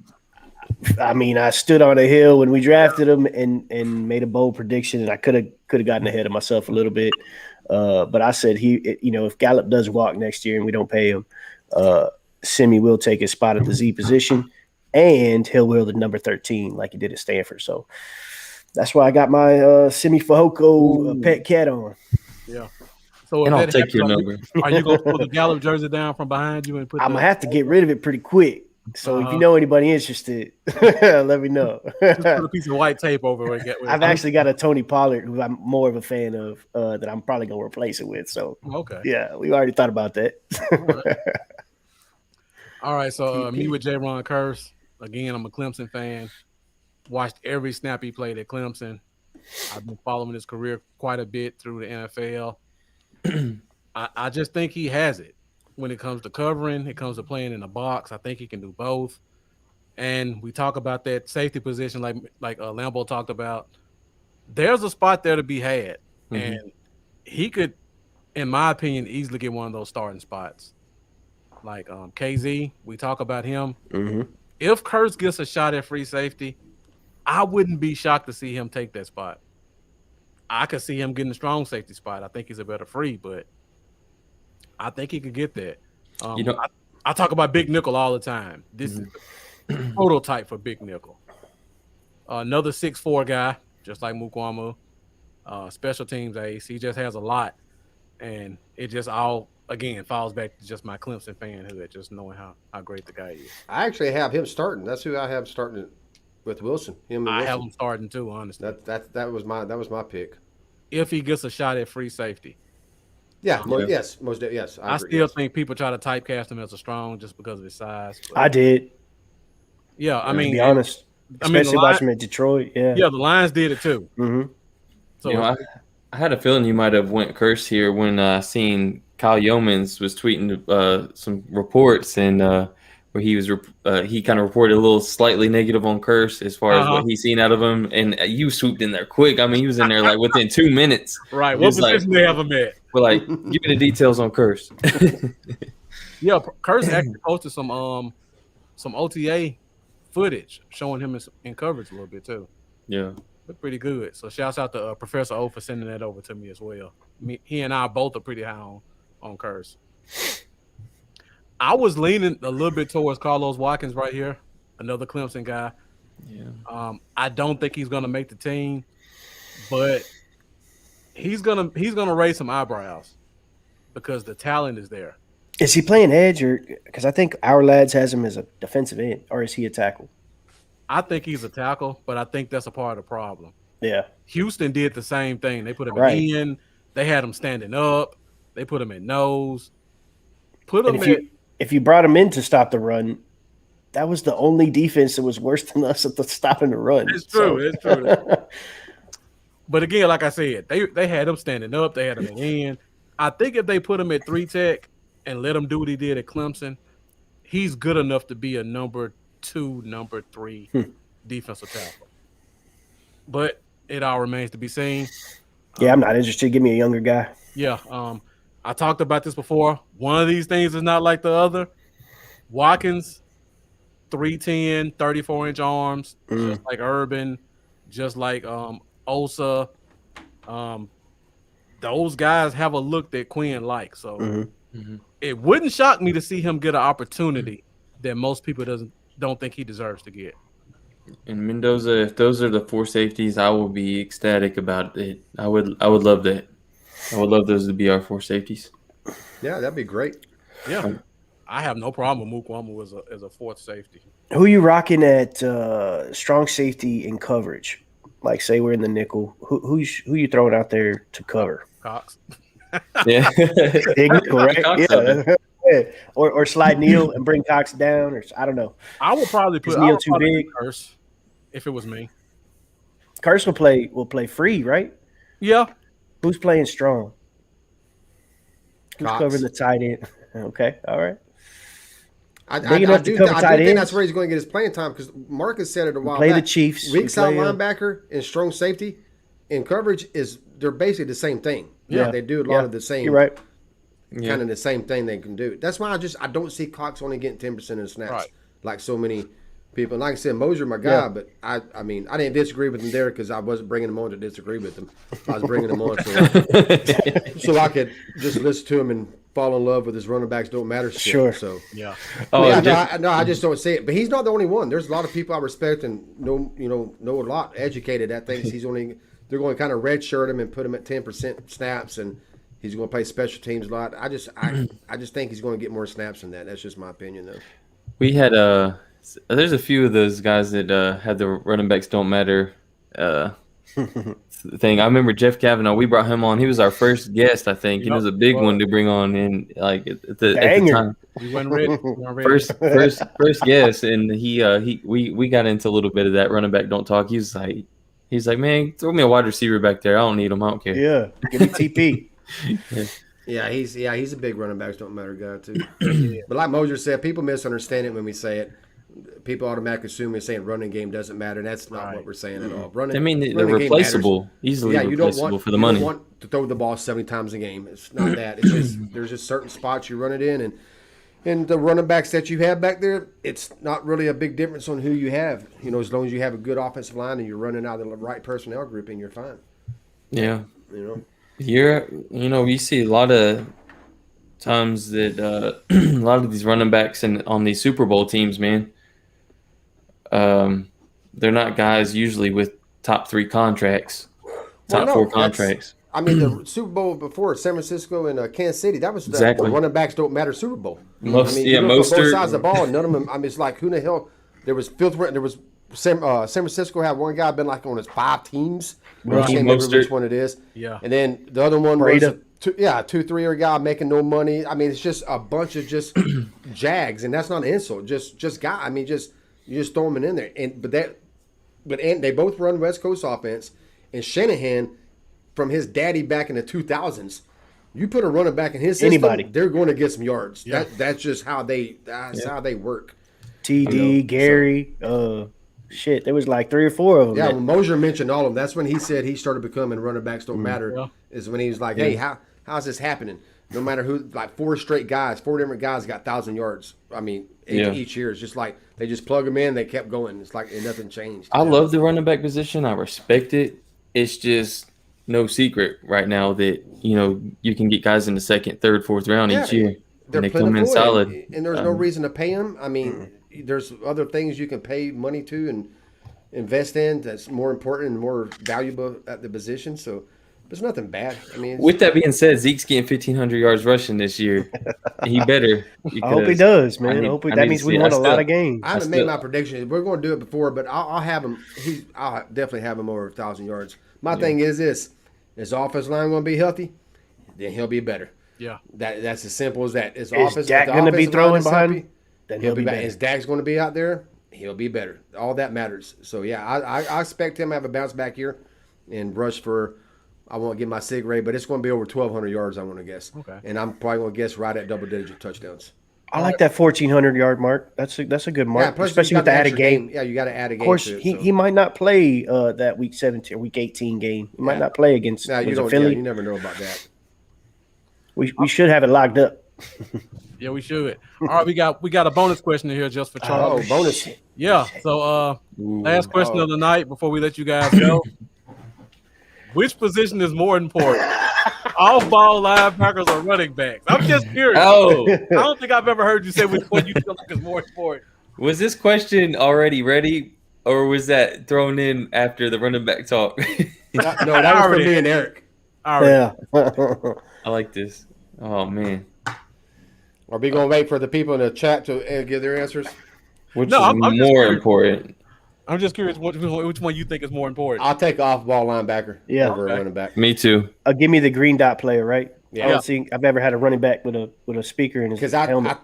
I think if you get an off-ball linebacker like Luke Kuechly, I think he can make a bigger difference than a Zeke or a Henry or something like that on their side of the ball. Needle movers. Yeah, I think they're more of a needle mover. What about on this team specifically? Off the ball linebacker. I don't care. You can name 122 football teams. I'm going to say. Yeah, hell, Tony Pollard averaged like 5.5 yards per you've carry. got Tony I believe. Pollard on the roster. If you don't say linebacker, you're crazy. Yeah. Yeah, I think the dip from a really good off the ball linebacker to an average off the ball linebacker is a bigger space than a good Right, running back and oh an my average running back. God. Yeah. I feel like you have a harder time finding a very solid off the ball linebacker versus a very solid running back. I feel like a very solid running back is much easier to come across. And I mean, if you got a strong passing game, you got a good O line, you can. I mean, plug and play. Get a guy in rounds 2, 3, 4, plug and play. Yeah. You know, but like I said, it's not even about the player. Never. Like Parsons, I didn't like the pick. Love the player. I'm predicting to be the star of the thing. I'm predicting that I've already predicted he's going to be our best linebacker. He hasn't even stepped foot on the NFL field yet. That's how much I like the player. The same with Zeke. When we drafted Zeke, I hated the pick. I predicted him to get 1,600 yards. He got it. Predicted him to have over 10 touchdowns. He got it. Predicted he's probably going to get Rookie of the Year. He got it. Or did he get Rookie of the Year? Or did Dak? Or Offensive Player of the Year? One of them got one. Yeah, he got Dak got O'Roy and he got Offensive Player of the Year, whatever it was. But I predicted all that, and he got it. So I knew he was going to do good. I just thought the position value just wasn't there. Same with Parsons. But then Derrick Henry went in like the second round. But Derrick Henry went in second. So yeah. Parsons going to be our best linebacker. I love the player. I think he's going to be great. Great. Yeah, I'm excited about Parsons, man. Yeah, I am too. Yeah. All right, guys. Well, thank you both for joining us for this week's episode. Absolutely, man. This has been real fun. Really appreciate the dialogue. We're 2.5 hours. We never go this long. Didn't feel like it. Very engaging conversation, like you said. It didn't feel like it was that long. And No, our views held pretty steady the entire time as well. Good shit. So before Appreciate we go you, again, let the people know who you are, where they can find you at, and when they can watch your podcast. Well, we don't really have a set schedule. Yeah, before the season starts, we've got a couple things lined up. We'll have some more guests on. If y'all like Shady on Twitter and K9 Kelly, yeah. So he'll be bringing Jerry with him on next week's show. Yeah, you can find me at Fan of the Funny Hat on Twitter. But just go follow the DCU stuff because that's the most of the stuff that I deal with. I like more behind the scenes stuff than this action. I mean, this is fun. This is great for me, but I'm more of the ones and twos type. So, as long as it looks cool, I'm cool. So, yeah. Yeah, you can follow me at Moffitt2336, but like Eric, I'd rather you follow Dallas Cowboys Uncensored. I don't mind you following me. I'm just saying it's not that important to me. You can't spell anyway. Yeah. I follow our what the fuck did you just say, dude? You can't spell anyway. Follow our Dallas Cowboys Uncensored page. You can follow us at Dallas Cowboys Uncensored on YouTube, Facebook, and Twitter. You can get us anyway. Just type in that and you'll get us. I want to make one more thing too. We'll be doing a show Tuesday or Wednesdays during the season. Don't know when. Maybe Thursdays. Hell, we don't know. But we're going to start something up on Saturdays. It's going to be DCU. It's going to be Rock and Move the Chains. It's going to be Bluff. And when he can do it. Yeah. And anytime Lambo could do it. I was trying to ask him in the chat. He didn't ignore our chat, so he didn't answer me. But I got Lambo, 4 kids under 7. I'm just messing with you. I know. But if he can do it, it's going to be like a collab every Saturday. We're just going to get on there and cover stuff we didn't cover during the week on our show and just have fun. We'll probably bring guests on them shows, try to get people in and, maybe a fan here and there just to bullshit and chop it up. Before the season starts, though, we're also going to try to get Eddie's Silver and Blue, this father-son thing. I think Bluff might try to do something. Yeah, we're definitely going to try to get them in. Yeah, we're going to try to get them in before the season starts. But on Saturdays, we're going to start that up. We'll start it on, I can't remember what date it is, but I'll announce it here in a couple weeks. But it's going to be called Keeping Up with the Joneses. And it's just going to be a DCU, Bluff, Cowboys, Yaw, and Rika collab. They're busy, so it's going to be a lot of times they might not make it. Hell, Eric might not be able to make it times. It might just be me and Rika. Yeah. But it's just going to be a collab every Saturday for us to relax and day before the game do some last-minute thoughts and have fun and just bullshit and bring on people and just do what we do. All right, guys. Well, yeah. Again, thank you for joining us. We've been trying to set this up for a while. Yeah, thank you. We had no Hell book yeah. guys for George Teague last time. We're more excited than y'all, I guarantee you. So we appreciate you guys not taking it hard and coming back and giving us another chance to make it up. Oh, I took it hard, dude. Dude, That's why I Boy, came. That's I why. probably see you pretty upset about it. That's why I came. That's why I came in. We went at 7:30 Well, take it 7:30 hard. live. I was in this motherfucker at 6:45, so I wouldn't get bumped. I'm like, I'm getting in there so they can't bump me this time. No, I'm just kidding. You know I ain't mad. I just like He's getting ready to come on, and then George Teague's like, yeah. bloop. Yeah, I was like, shit. Oh, And we're like, damn. I mean, George Teague just hopped on. No, I don't care. You know I was messing with y'all. I just like to have fun, dude. I'd have bumped his ass too. Off our Yeah, show. I would too. I mean, if I'm going to take sloppy seconds, I'll take sloppy seconds to George Teague any day of the week. Man, Shit. I got Mendoza. I didn't know you like For Today. That's what's up. So Mendoza, For Today's a Christian metal band, but it turns out their lead singer moved to right in my town in Johnson City, Tennessee, and became a pastor of some church out here. So we got this like tattoo metal singer. That's a badass choir. I think, Pastor of this whole church, and I had no idea Mendoza liked them too. That's what's up. That's cool. Rika said we decided on September 4th, so she said it. That's when we're starting it. Okay. Keep it up with Jones. Like I said, Bluff and Cowboys, y'all, Lambo will be in when they can. Eric will be in when he can, and we're just going to chop it up and have fun on Saturday. Yeah, I mean, depending on the time, I could probably make every week. Okay, well, then that's cool. I mostly film weddings on Saturdays. We got it on tape now. And Yeah, all you those gotta do is give me. usually- We'll do whatever time it is. You give me the time, and we'll make it that time. Because me and Rika, it doesn't matter to us. It's be a Saturday night, anyways. We can do it as late or as early as you want. It'd be good Okay. with us. Yeah, most Saturdays my weddings usually run 3 to 9, 4 to 10. So that's why I was kind of saying I wouldn't be available. But I'm not that booked to be booked every weekend. Okay. Hey, when I tuned into the show beforehand, it sounded like you were booked pretty solid. He was making deals on the phone. Yeah, Oh, so yeah, you I heard was that. Yeah, I was too. And when he I came let in, the he's whole thing. Good somebody deal, called man. me like, Good "Hello," deal. and he started doing a photo shoot. Yeah, I can take pictures. Yeah. Hey, I get about 3 or 4 of those a day. I've been Good, blessed with that. good, They good. don't always book, but I get plenty of calls. That's good. And it's usually last minute too. So that's why I kind of say it. I can't commit. When money calls, I have to answer. Absolutely. Pay the bills. All right. So before we get out of here, you guys can find me, Bluff Cowboys Facebook, YouTube, Instagram, Bluff Cowboys on Twitter. Make sure you guys like. Make sure you guys subscribe, and we'll be back with another episode of the Cowboy Zone. We're sticking with 7:30 throughout training camp, and then when the season starts, we'll go back to our regular time at 8:30. Lambo, let the folks know where they can find you at. On Facebook and Twitter, as well as YouTube and Patreon. You can find me at Cowboys Y'all, and Instagram's Cowboys Y'all 88. And as we always say, most of all, YouTube, please help us get our YouTube numbers up for Cowboys Y'all and Bluff City Cowboys. Every subscribe helps, and we'll see you guys next week. Just takes a second. Just go click a couple buttons. Yeah, man. even if you don't get on that shit, just get on quick enough Yeah. to hit subscribe, and I mean, you got touched again. Give me past That's this how we out. feel too. You ain't got to watch. Just subscribe. Get us subscribers up. Yeah, just subscribe. That's all I ask. Take 1 minute, sign in, subscribe. If you don't want to touch it again, whatever. But it helps algorithms, and I can't get paid from YouTube until I get past 1,000 subscribers, and I'm at 600 or something. So I still got ways to go. But I'm telling y'all would love Cowboy Dell. Mullet. You just want to run your hands. If I through get it all 1,000 day. subscribers on YouTube, I'll post Cowboy Dale like 2-3 times a week. Yes. Easily. Yes.